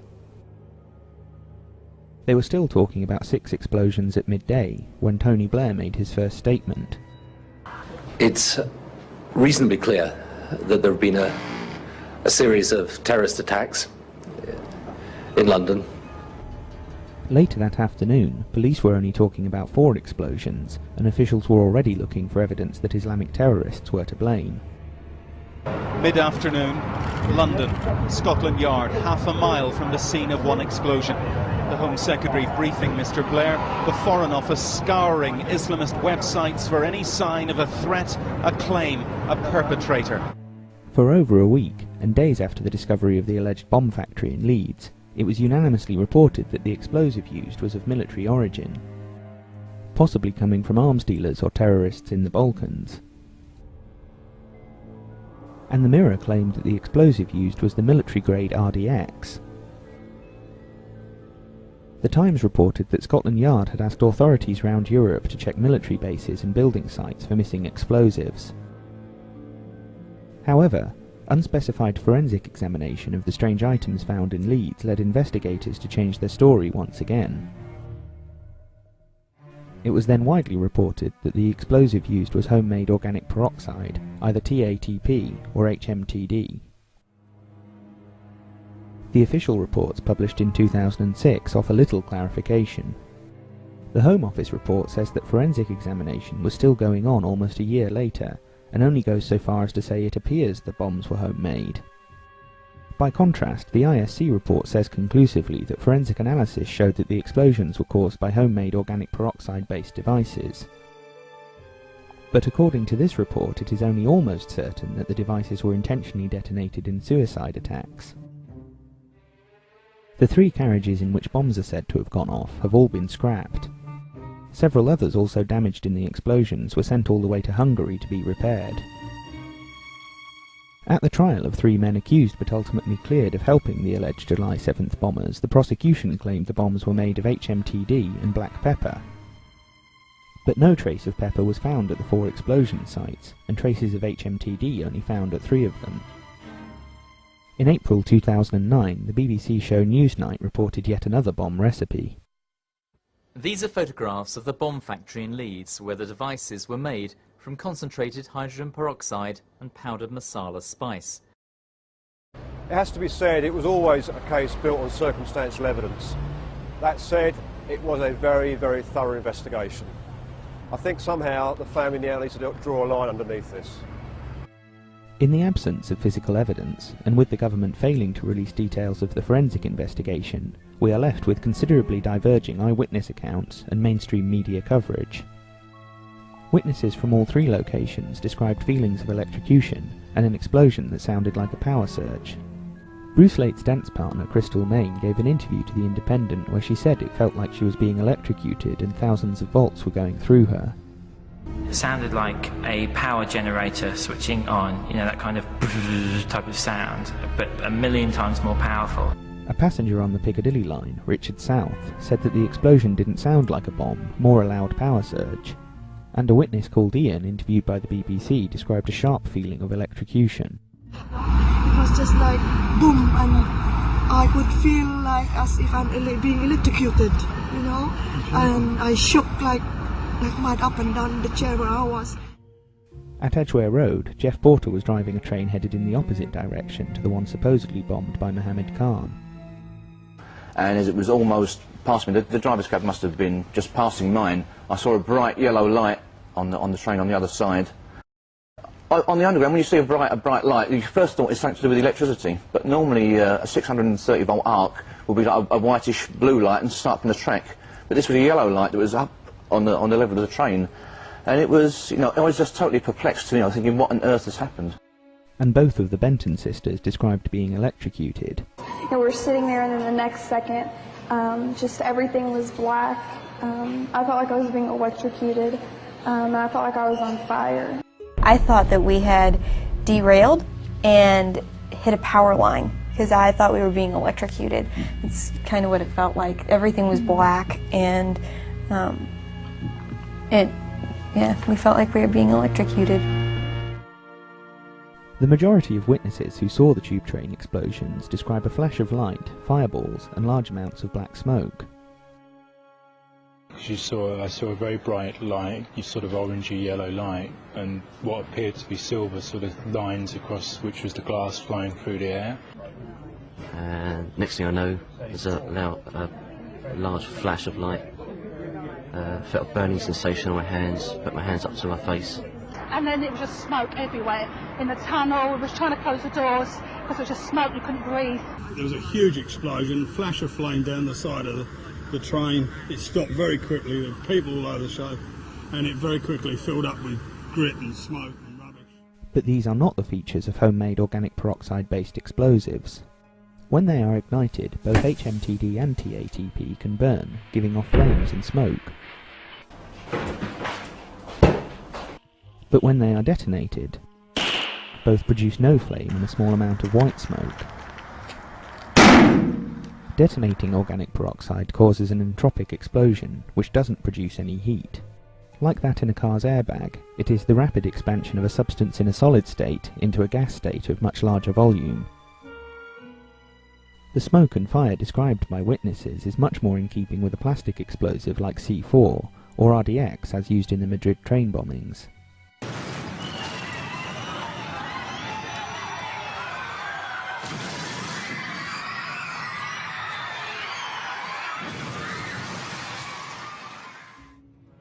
But the bombs supposedly used on 7/7 were not just peroxide, but peroxide mixed with another substance. In this respect, they are similar to those used by the 21/7 alleged bombers, and the ones the so-called liquid bomb plotters were accused of planning to make. In the trials of both cases, the prosecution showed video to the jury depicting the detonation of devices built by government scientists. These videos suggest that an explosive made of peroxide mixed with other substances can produce a flash, flame, combustion, and black smoke, as does an experiment conducted for the BBC's Panorama series. But without forensic evidence showing that these sorts of devices were used on 7/7, these experiments don't show anything conclusive about what happened. Without the disclosure of further evidence, we cannot be sure what caused the explosions on July 7th, and therefore who was responsible.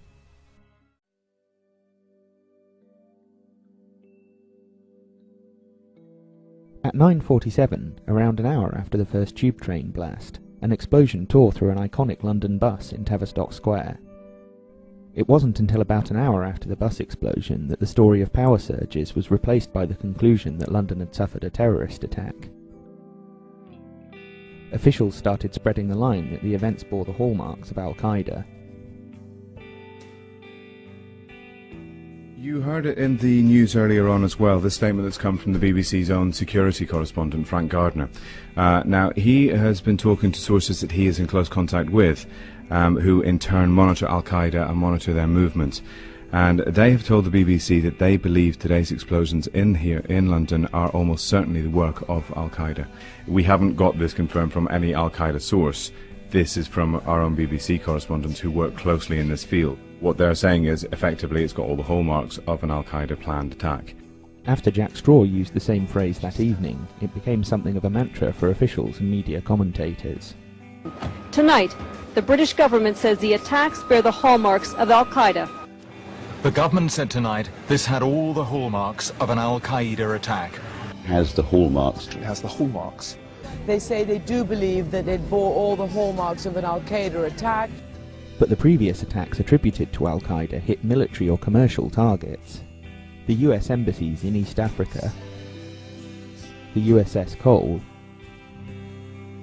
the Pentagon, and the World Trade Center are different sorts of targets to the London public transport system. As a terrorist strategy, attacking trains and a bus has much more in keeping with Operation Gladio than it does with al-Qaeda. Officials went to great lengths to blame Islamic terrorists before anyone had an idea what had happened. The bus explosion was critical in many ways to selling this story to the public. But if anything, we know even less about what happened on the bus than what happened on the underground. And so the problems and questions are even harder to resolve. The police and Home Office say that Hasib Hussain was responsible for the explosion on the number 30 bus. But why he caught the bus and how it came to be diverted remain unexplained. According to the Home Office, Hussain left King's Cross without catching a tube train. There is no obvious reason or explanation for this. He then paid a visit to McDonald's, though the released CCTV doesn't show this, and McDonald's would be a strange choice for breakfast for an Islamic fundamentalist on a suicide mission. After McDonald's, he paid a visit to a W.H. Smith's where he may or may not have bought a battery. The Home Office then has him heading away from King's Cross and towards Euston, possibly catching the number 91 bus to the stop outside Euston Station. However, the number 30's normal route from Euston takes it back the same way, so it makes no sense for Hussain to have travelled up to Euston to catch it. Hussain could not have known that the number 30 bus would be diverted, though how and when this happened is not at all clear. It may have done a U-turn in the bus stop, intending to pick up its normal route down Euston Road, and then got diverted at the junction, possibly by police. Alternatively, the bus company may have diverted it due to the problems at King's Cross, and told the driver to turn right coming out of the bus stop. Most likely, the bus tried to take its normal route down Euston Road, and was then diverted back into Tavistock Square, probably by police. Adding to the confusion, the Telegraph reported that the bus was on its way to Marble Arch, from Hackney Wick. But Hackney Wick is the destination shown on pictures of the bus, putting it on the opposite leg of the number 30's route. The bus explosion was also key in convincing the public that suicide bombers were to blame for what had happened. What is the key evidence that is linking these four individuals to what happened last week in London? Well, I think it's the forensics at the scene. They've discovered body parts, they discovered identification. Just 2 days after 7/7, The Times ran an article describing the telltale signs of suicide bombings. The article pointed out how Israeli investigations often found that the explosion decapitated the bomber's body. When Hasib Hussain's decapitated body was found a few days later, The Times ran a new article saying that this was evidence that he was a suicide bomber. Over the following days, The Guardian and other newspapers ran similar stories, and suicide bombings became part of the official account. The problem with this is that suicide bombers can be decapitated because they strap explosives to their chest and abdomen. Whereas Hussain's bomb was supposedly in a rucksack on the floor, much more likely to blow off his legs than his head. Images of and witnesses to the bus explosion are rare, but what they do have to tell us only poses further questions. The back of the top deck of the bus was completely destroyed and the roof was ripped off, but pictures taken just after the explosion show passengers on the top deck largely unharmed. I don't remember anything of the blast at all. I woke up with my head on my knees and realised there was something in my mouth, which was my tooth, and I spat that out. In front of us almost looked normal. People's seats were still intact, people were standing up. When we turned and looked behind us, the bus just dropped away behind us. There were literally 3 inches of floor before it bent down. The pictures and video from Tavistock Square don't show anything like the 124 dead and injured people the government says were there. While there's no question that some people were killed and injured, it is possible that victims from other locations were attributed to the site of the bus explosion. Likewise, accounts conflict as to the number of people on the bus before it exploded. An interview in the New York Times said that there were around 15 to 20 people on board. A witness writing on the BBC website said the bus was full but not cramped with people. An interview in the Times said that after a lot of people got off, a tall black man was the only person left standing on the bottom deck. And the Metropolitan Police claim that there were around 80 people on the bus. A witness from the top deck of the bus interviewed by the Daily Mail said that she saw police putting up tape to block off the street before the explosion happened. Louis Fernandez was the first cameraman on scene in Tavistock Square that morning. As have others, he expressed disbelief at what he saw. And I think at the time I didn't believe what was going on. It was either I was waiting to see the film crews and the big HMI lights and you know, something like that would show to me that this is a film and, you know, they've closed off the street. But there wasn't. There was people running, there was panic. You could see people's faces were either in shock or they were like me, you know, not believing it. I think especially the images of the guy in the suit lying on the floor. It's a perfect white shirt and there wasn't a spot of blood on his shirt whatsoever, but the injuries he had, you'd think, you know, it was as if he'd been placed there. Perhaps inspired by these accounts, Daniel Oberchayki is a blogger and activist who has authored a book and given public presentations. He rose to notoriety appearing on the Alex Jones radio show, and given the lack of witnesses from Tavistock Square, his voice is heard loudly and widely. Daniel says that he was on the bottom deck of the bus when the explosion happened, and that he saw several things that made him think the explosion was a staged event. And he claims MI5 were the real culprits. He identified this man as being in Tavistock Square just after the explosion happened, and speculated that he was an actor or agent there to help stage the event. However, the pictures showing the bandaged man being helped away by 2 men in blue shirts with rucksacks put him near to Russell Square tube station, casting doubt on Daniel's story. Indeed, nothing in Daniel's story is corroborated by photographic evidence or other eyewitnesses from Tavistock Square, leading some to suggest that he may be a disinformation agent, or at least not a very reliable witness. Further suspicions were raised by the account of a witness on a bus in front of the number 30. Looking back from the top deck, they noticed someone pulling something out of the smoking wreckage. There is a suggestion that evidence was tampered with. Then there are the reports of a controlled explosion on the bus, something police deny. This is still clearly an evolving incident. The police now pushing us back, asking us to move further away from the bus. We did hear another bang just a few moments ago. We don't know whether it was another bomb. This is clearly still an evolving situation. One witness who says that there was a controlled explosion on the bus was Rishmal Marie Oates Whitehead. The New Zealand Herald reported on her story that she assisted 2 firemen in cutting injured people out of the wreckage. The article goes on to describe a controlled explosion on a suspect package.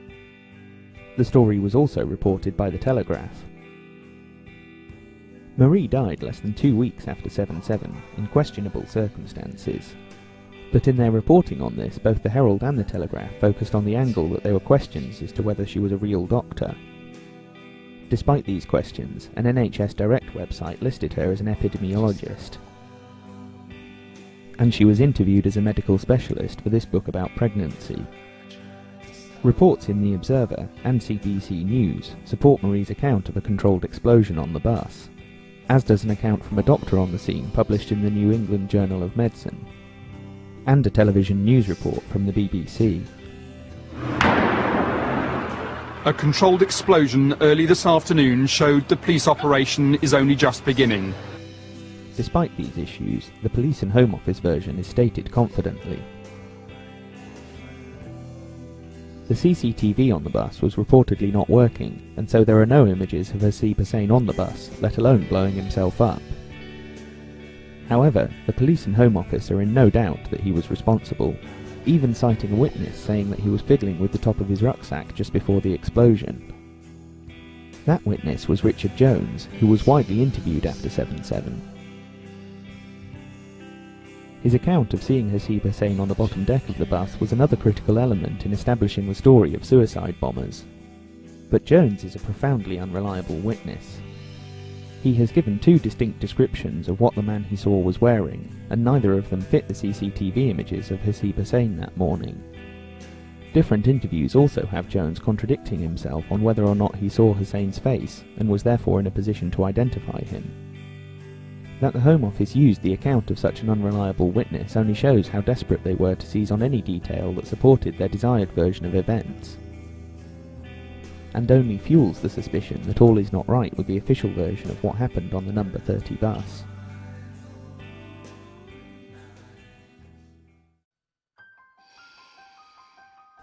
On the afternoon and evening of July 7th, former Metropolitan Police officer turned management consultant Peter Power gave interviews to BBC Radio and ITV News.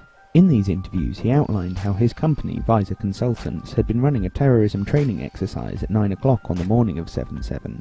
The exercise featured simultaneous explosions at underground stations, the same stations that had been affected that morning. So we had to suddenly switch an exercise from fictional to real. Several days later, he essentially repeated the same story in an interview on Canadian television. Our scenario was very similar, it wasn't totally identical, but it was based on bombs going off to the time, the locations, all this sort of stuff. Some sceptics of the official account of July 7th have suggested that there may be a connection between the terrorism training exercise and the real events that unfolded on the ground. Power has denied this several times, culminating in his appearance on the BBC show Conspiracy Files. He explained that he was running a tabletop exercise for a small number of people, employees of a London-based firm, Reed Elsevier. According to Power and the BBC, the exercise didn't involve anyone actually on the streets of London. However, the truthfulness of this account is in doubt because of the absence of much relevant information. Reed Elsevier are presented as a publishing firm, but the BBC overlooked their long-standing and much protested role in organising arms fairs. Peter Power is presented as a crisis management consultant. His history as a Metropolitan Police officer is glossed over, and no mention is made of his frequent appearances on mainstream news as an all-purpose crisis and terrorism pundit. Also not mentioned was his appearance on a 2004 BBC Panorama show, London Under Attack. He was on a panel of experts discussing how London would respond to a terrorist attack. The scenario created for the Panorama programme was strikingly similar to what actually happened on July 7th. There were 3 explosions on the London Underground before 9 o'clock. This was followed later in the morning by an explosion on a large road-based vehicle, albeit a chlorine tanker and not a bus. While the Panorama programme did provide a more detailed version of Peter Power's background and experience, it did not include any mention of the years he spent working for Dorset Police, as detailed by the July 7th Truth campaign. Despite Peter Power's assertions that it was just a coincidence, But it is a coincidence. It's a coincidence. even he was struck by how strange it was. Precisely at the railway stations it happened this morning, so I still have the hairs on the back of my legs standing upright. And I've still got the... I was going to say, how extraordinary today must feel for you as it unfolds. Furthermore, if the exercise was just a PowerPoint presentation for a small group of people, then why was Peter Power up until 2 o'clock in the morning the night before? Almost precisely. I was up until 2 o'clock this morning because it's our job, my own company. Also, in both interviews on the 7th, Peter Power spoke of simultaneous explosions. based on simultaneous bombs going off precisely at the railway stations that happened this morning. We based our scenario on the simultaneous attacks on the Underground and mainline station. Yet it wasn't until 2 days later that officials said the tube explosions were almost simultaneous. In the absence of a consistent version of events, people will continue to pose questions about the similarities between Peter Power's training exercise, the scenario developed for the Panorama programme on which he appeared, and the official version of what happened on the morning of July 7th.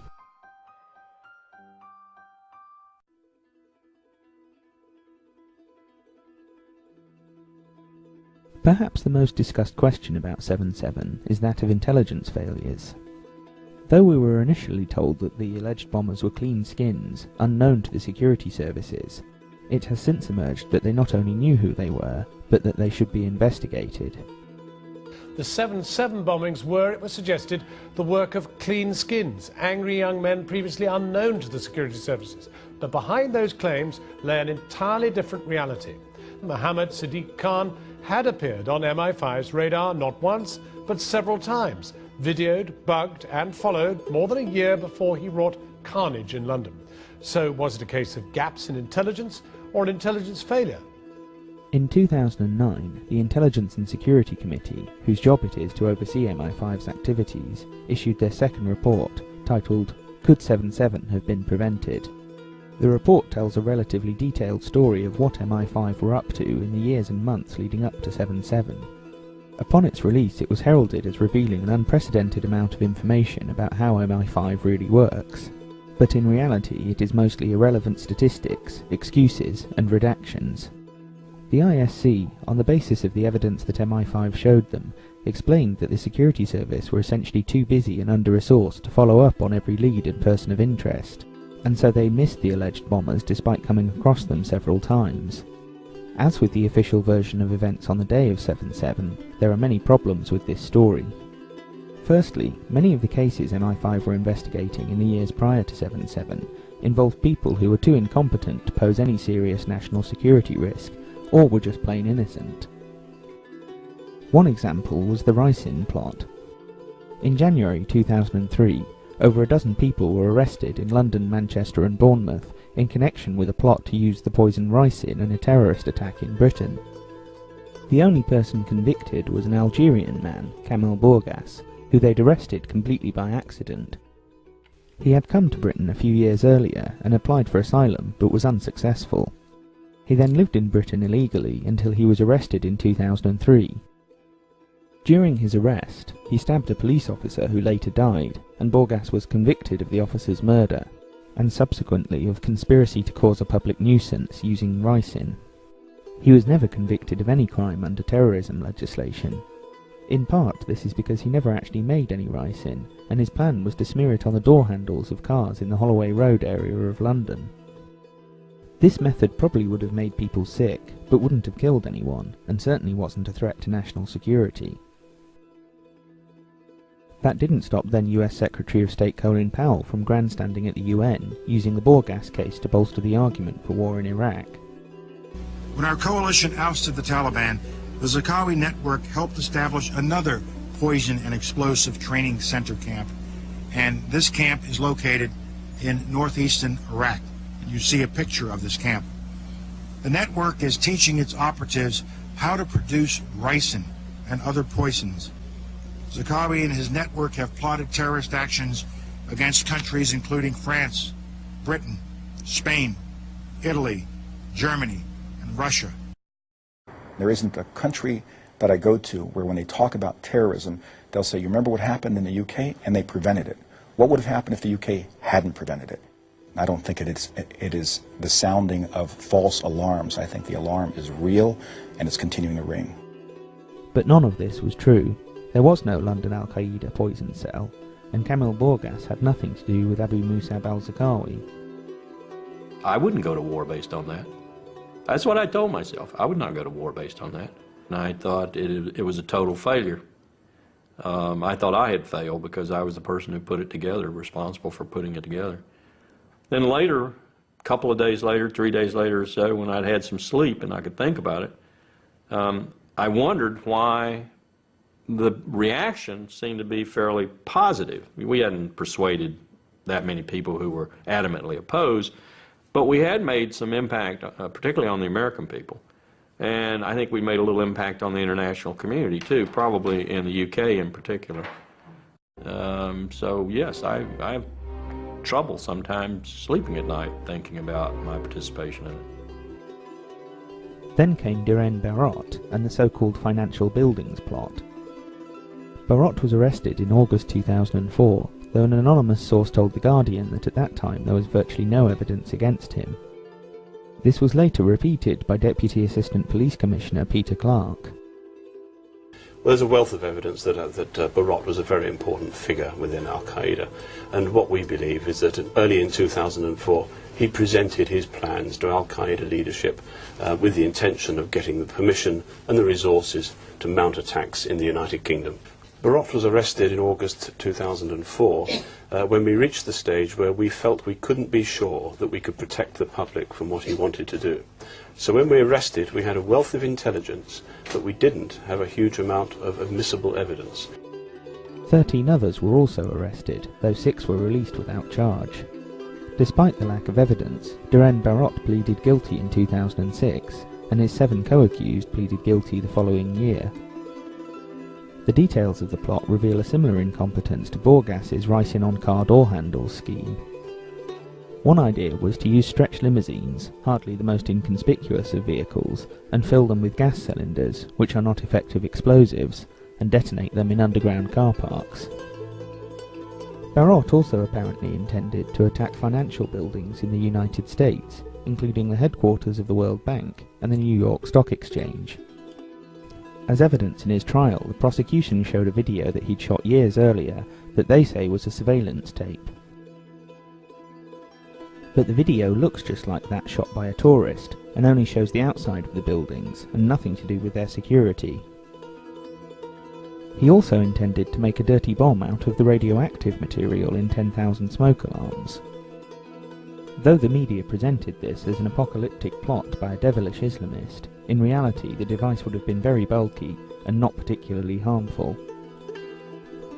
In all likelihood, no one would have been killed even if Barot had been able to build the device and detonate it. The original arrests came in response to the Bush administration leaking the name of Mohammed Naeem Noor Khan. He was reported to be al-Qaeda's computer expert, and was captured in Pakistan in July 2004. He was turned almost immediately, and became a double agent, working for both the ISI and the CIA in a sting operation using emails. His laptop contained details of Duren Barot's farcical financial buildings attack plan, and Khan admitted he was involved in the plot. As a result, the Bush administration leaked Khan's name to the press, and it was published by the New York Times. The administration was facing an election in the midst of increasing criticism over the Iraq War, and so they issued an orange alert warning, creating another media storm about an imminent terrorist attack. Reports indicate that al-Qaeda is targeting Citigroup buildings and the New York Stock Exchange in New York. We must understand that the kind of information available to us today is the result of the President's leadership in the war against terror.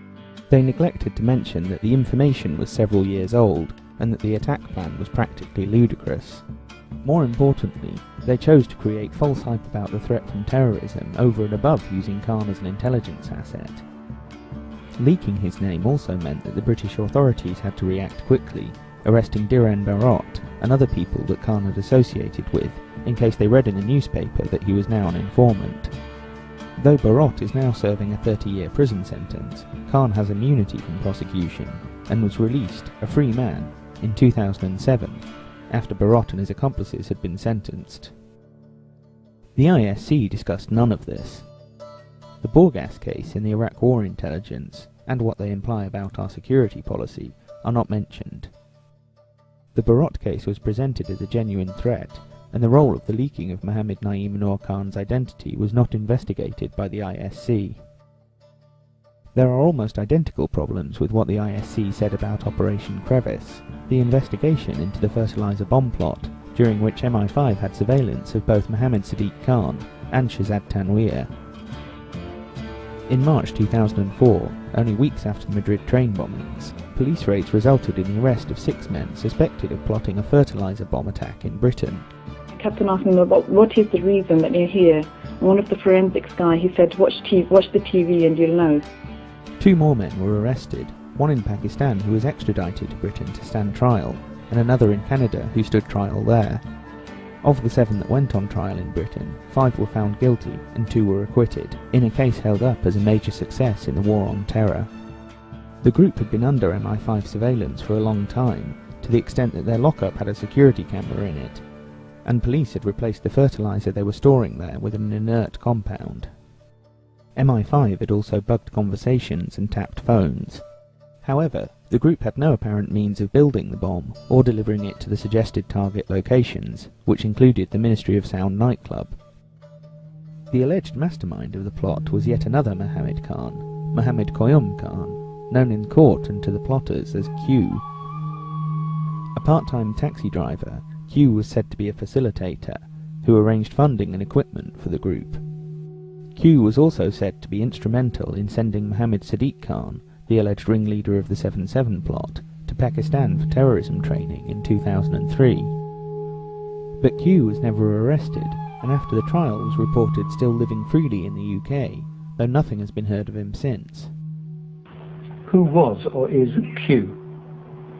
There are a lot of people connected to this investigation. Some of them I know their identities, some of them I don't. But you know who Q is? I know who Q is, but I'm not going to discuss who he is or what he is or what he does during this interview. Why was Q never arrested? Decisions are made during the course of investigation based upon the evidence that's available, and the decision as to who should be arrested is based entirely upon what evidence is available at the time.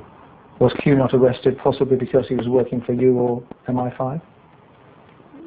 I'm not prepared to comment on any speculation like that.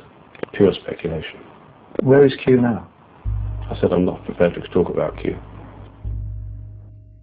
The prosecution's key witness at the fertiliser plot trial was another curious figure called Mohammed Junaid Babar. He was born in Pakistan but moved to the United States when he was very young and grew up in Queens, New York. There he joined the American chapter of the group Al-Muhajirun.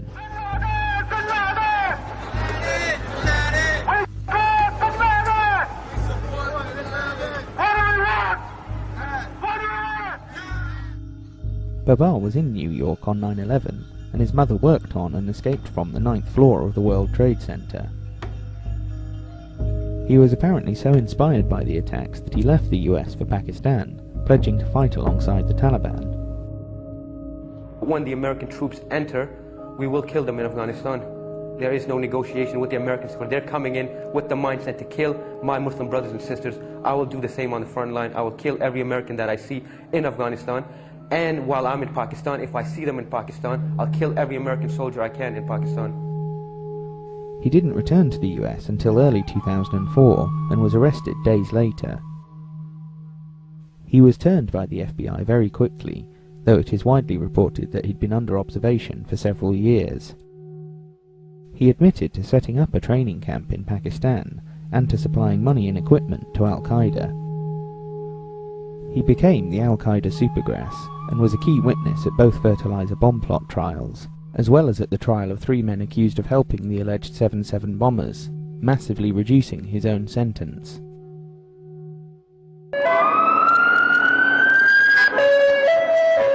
Armed police halted London's rush hour traffic to get the witness to court. The high security operation took him through Trafalgar Square on the way to the Old Bailey.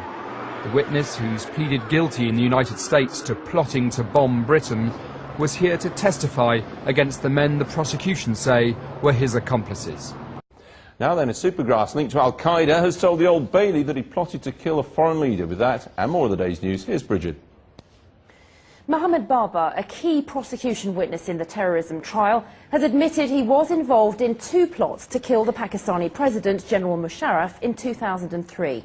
But he told the court he doesn't face prosecution for the conspiracies as part of a plea bargaining deal with the Americans, where he promised to testify in this case. 7 men deny plotting a bomb attack in the UK.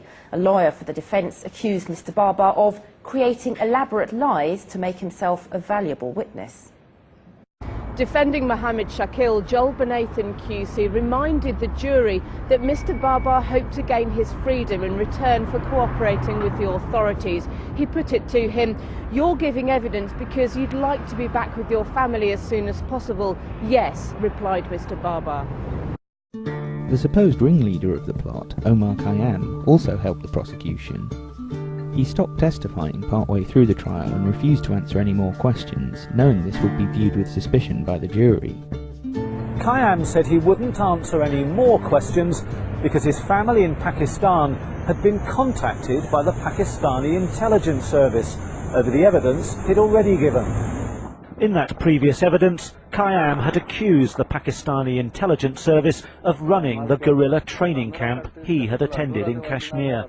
He said, "I think they are worried I might reveal more about them. So right now, as much as I want to clarify matters, the priority for me has to be the safety of my family. So I am going to stop." The judge warned Khayyam that if he refused to answer questions without a good reason, the jury could draw inferences from it.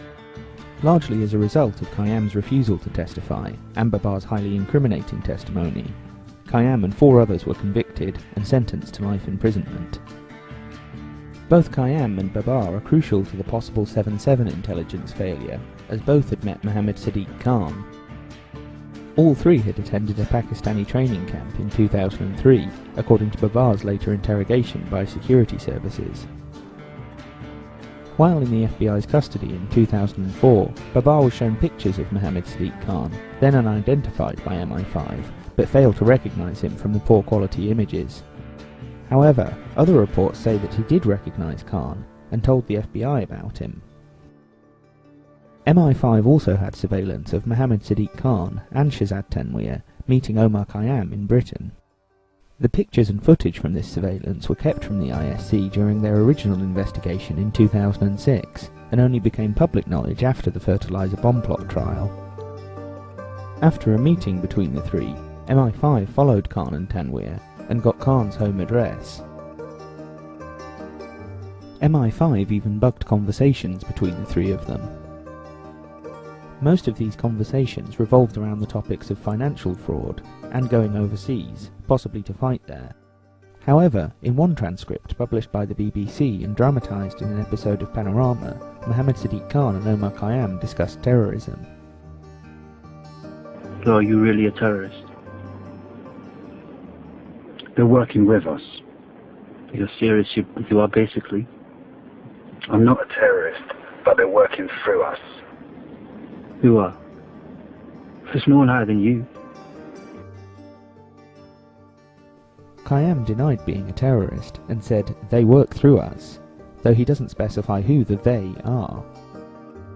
MI5, and consequently the ISC, presented a story of Khan and Tanweer appearing on the edges of another investigation, and due to budgetary and personnel limits they did not follow them up in time.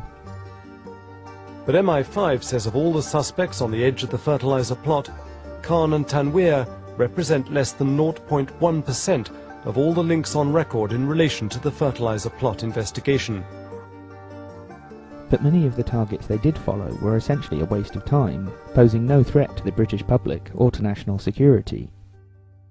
A lot of time and effort was clearly spent on supporting US-led misinformation campaigns designed to shore up support for the Iraq War.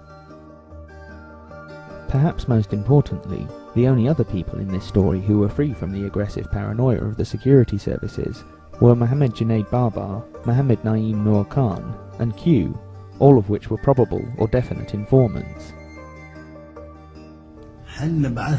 We have sent information to Great Britain before the terrorist attacks in Britain, but unfortunately no action was taken, and it may have been able to maybe avert the tragedy. The ISC's report also alludes to a warning sent to MI5 from Saudi intelligence, though it has redacted the entire section on what the Saudi warning contained. According to The Guardian, the intelligence said that a group of 4 men were going to attack the London public transport system in the first 6 months of 2005. The ISC said that the warning was materially different from what happened on 7/7 and therefore not relevant. and that they cannot comment on the accuracy of the Guardian's reporting without revealing the details of the original intelligence. But this is a nonsense.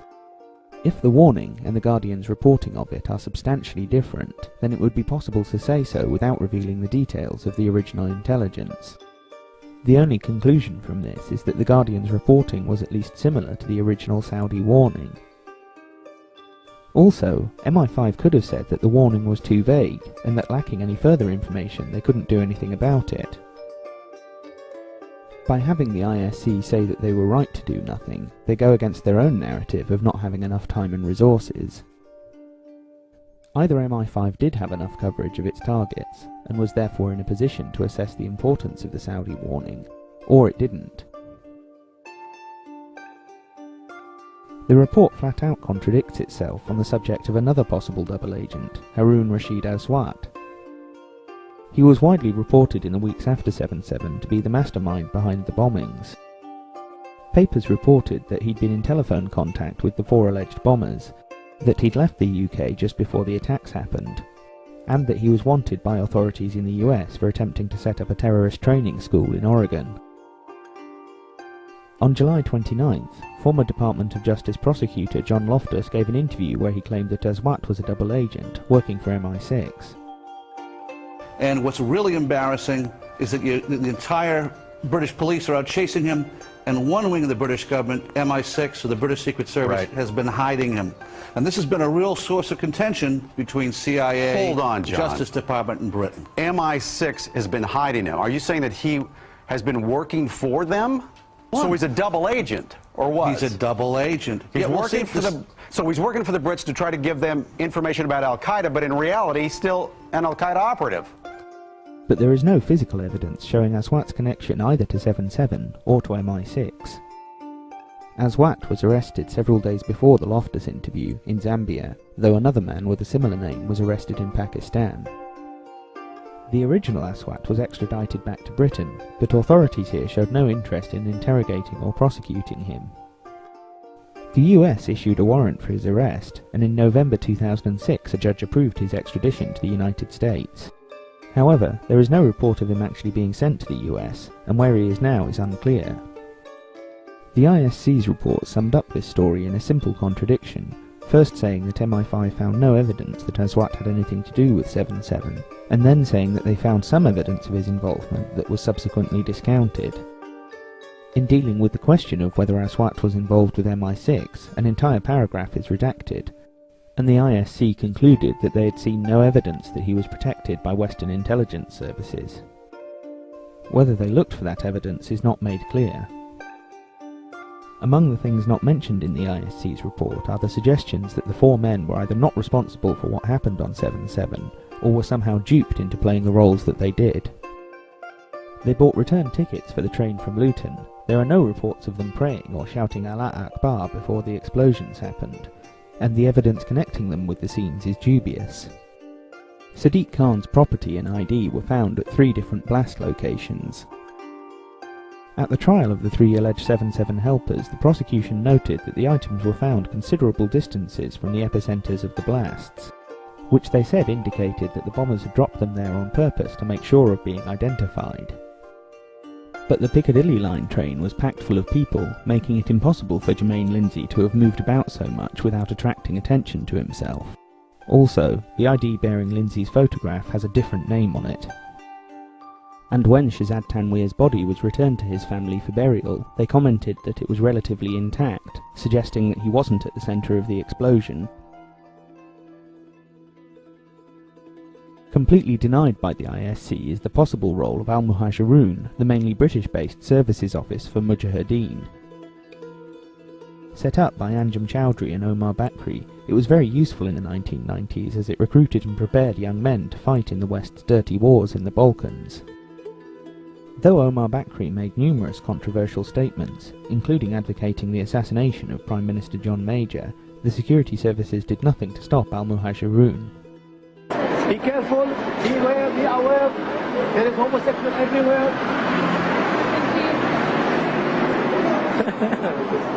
Take one please, be careful from homosexuality. It's not good for your tummy. It's good this way. It seems strange to me that you're going to organise collections for Hamas and so on in a big Coca-Cola bottle. Very good, you know. What would you do with the Spice Girls? They must be arrested immediately. They will never be existing in the Islamic State Spice Girls. The members of the fertilizer plot group, along with Haroun Aswat and Junaid Babar, as well as at least 2 of the alleged 7/7 bombers, were all reported to be members of this group. In 2004, Omar Bakri gave an interview where he said that many British-based militants were being monitored and manipulated by MI5, and in 2005 he gave another interview where he said that he was an MI5 informant. Shortly after 7/7, he fled the UK amid rumours he was going to be charged with treason. I will leave voluntarily. If the British government said we don't want you here, I will leave. Shortly after, he was banned from returning to British soil, which conveniently means he cannot be extradited here to face a trial of any kind. In 2008, the Sun newspaper printed an article saying that Omar Bakri's daughter Yasmin was a pole dancer and stripper, and that Bakri himself had paid for her breast implants. Not long afterwards, Yasmin gave an interview to the Daily Mail denying the allegations, and portraying her father as very different to the firebrand preacher the media usually describes. More recently, having fled to Lebanon, Bakri was accused of setting up a local Al-Qaeda faction, and a warrant issued in Lebanon for his arrest. This did not stop him from phoning up Sky News to complain about being banned from an internet chat room. I think it's the British government uses scare tactics against the Muslim community for years after 9/11, it's not now. In this context, we must ask, quite seriously, was 7/7 an intelligence failure, or intelligence fixed to the policy? If the 4 alleged bombers were responsible, then were they allowed to carry out the attacks? Were they helped to carry them out? Were they set up as patsies? Were they false flag operatives, either knowingly or otherwise? Were the government and mainstream media unwilling to even consider these questions, let alone force the issue and get proper answers? We may never know.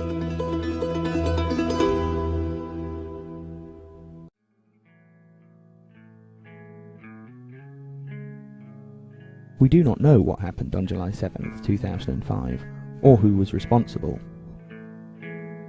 While it is possible that the 4 alleged bombers were responsible, the case against them is circumstantial, and the evidence against them is contradictory and far from reliable. On the 5th anniversary of 7/7, flowers were laid in memory and tribute at King's Cross Tube Station, inside a metal security container. The date passed with the barest of official acknowledgement, and with no sign of a new investigation. The leaders of both parties in the newly formed coalition supported an independent inquiry when they were in opposition, but have said nothing about it since the election. I think Tony Blair has made a mistake, frankly, in ruling this out of hand. In the autumn of 2010, the inquests into the 7/7 deaths will begin, though the inquests into the deaths of the 4 alleged bombers will be heard separately. 2 of the alleged bombers' families have been denied legal aid, and any questions that they have about how their loved ones died will have to be posed through the coroner. The initial hearings suggest that the inquest process will be a self-fulfilling prophecy. In all likelihood, the guilt and culpability of the 4 alleged bombers will be assumed from the start, but this will be presented as the rational conclusion of an unbiased investigation. However, there are indications that the inquests will provide some new information, and that they will discuss some of the issues raised in this film and elsewhere. The coroner, Lady Justice Hallett, determined that the question of MI5 and police failings will be examined, and she admitted that she'd been on the internet to read about conspiracy theories. That said, there will be no jury, and the coroner will likely be under tremendous pressure to deliver the desired result. Also, an inquest is not a full inquiry, with subpoena powers and independence from the institutions that should be investigated. Any government-commissioned inquiry will take place under the Odious and Demagogic Inquiries Act, passed exactly 1 month before 7/7. Therefore, it is the responsibility of ordinary citizens, individually and in groups, to press for further disclosure of evidence and information about what happened and why. Given the long history of double dealings, double agents, official deceptions, covert operations, and propaganda, and given the examples of governments putting the political expediency of the war on terror ahead of the lives of their own citizens, it remains a distinct possibility that 7/7 was one in a long line of such events.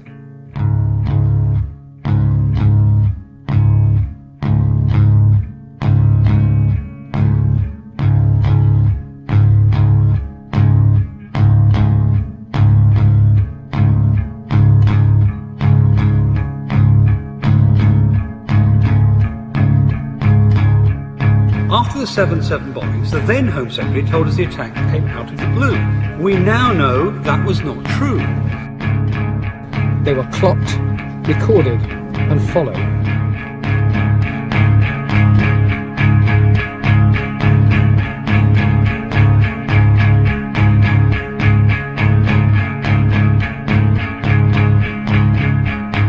There has to be an inquiry. The information that's in the public domain now is only the tip of the iceberg.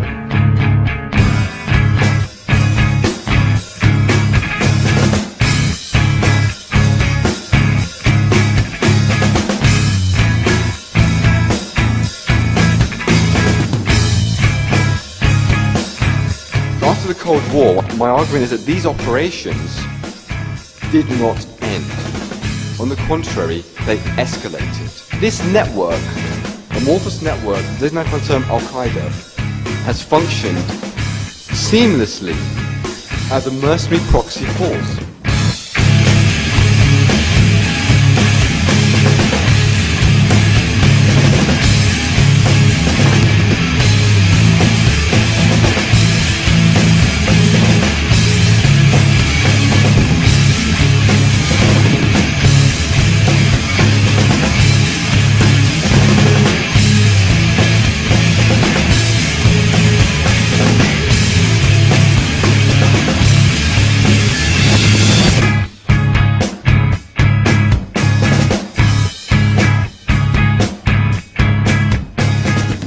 Lady Justice Hallett wants to hear what we have to say and invites us to come and speak. It would be our chance to finally tell our story and get this put to rest. You know, that's the only reason that I'm involved here, because what I'd like to do is to go along and tell her what I found at Aldgate that day, and maybe understand a little bit more about what went on. Essentially, Western state sponsorship, indirectly and directly, of Al-Qaeda as a destabilizing force. Meanwhile, innocent citizens are being killed. Yet the policy has not shifted. There's a legal term, it's willful and reckless indifference. You could sue those bastards, and hopefully someone will.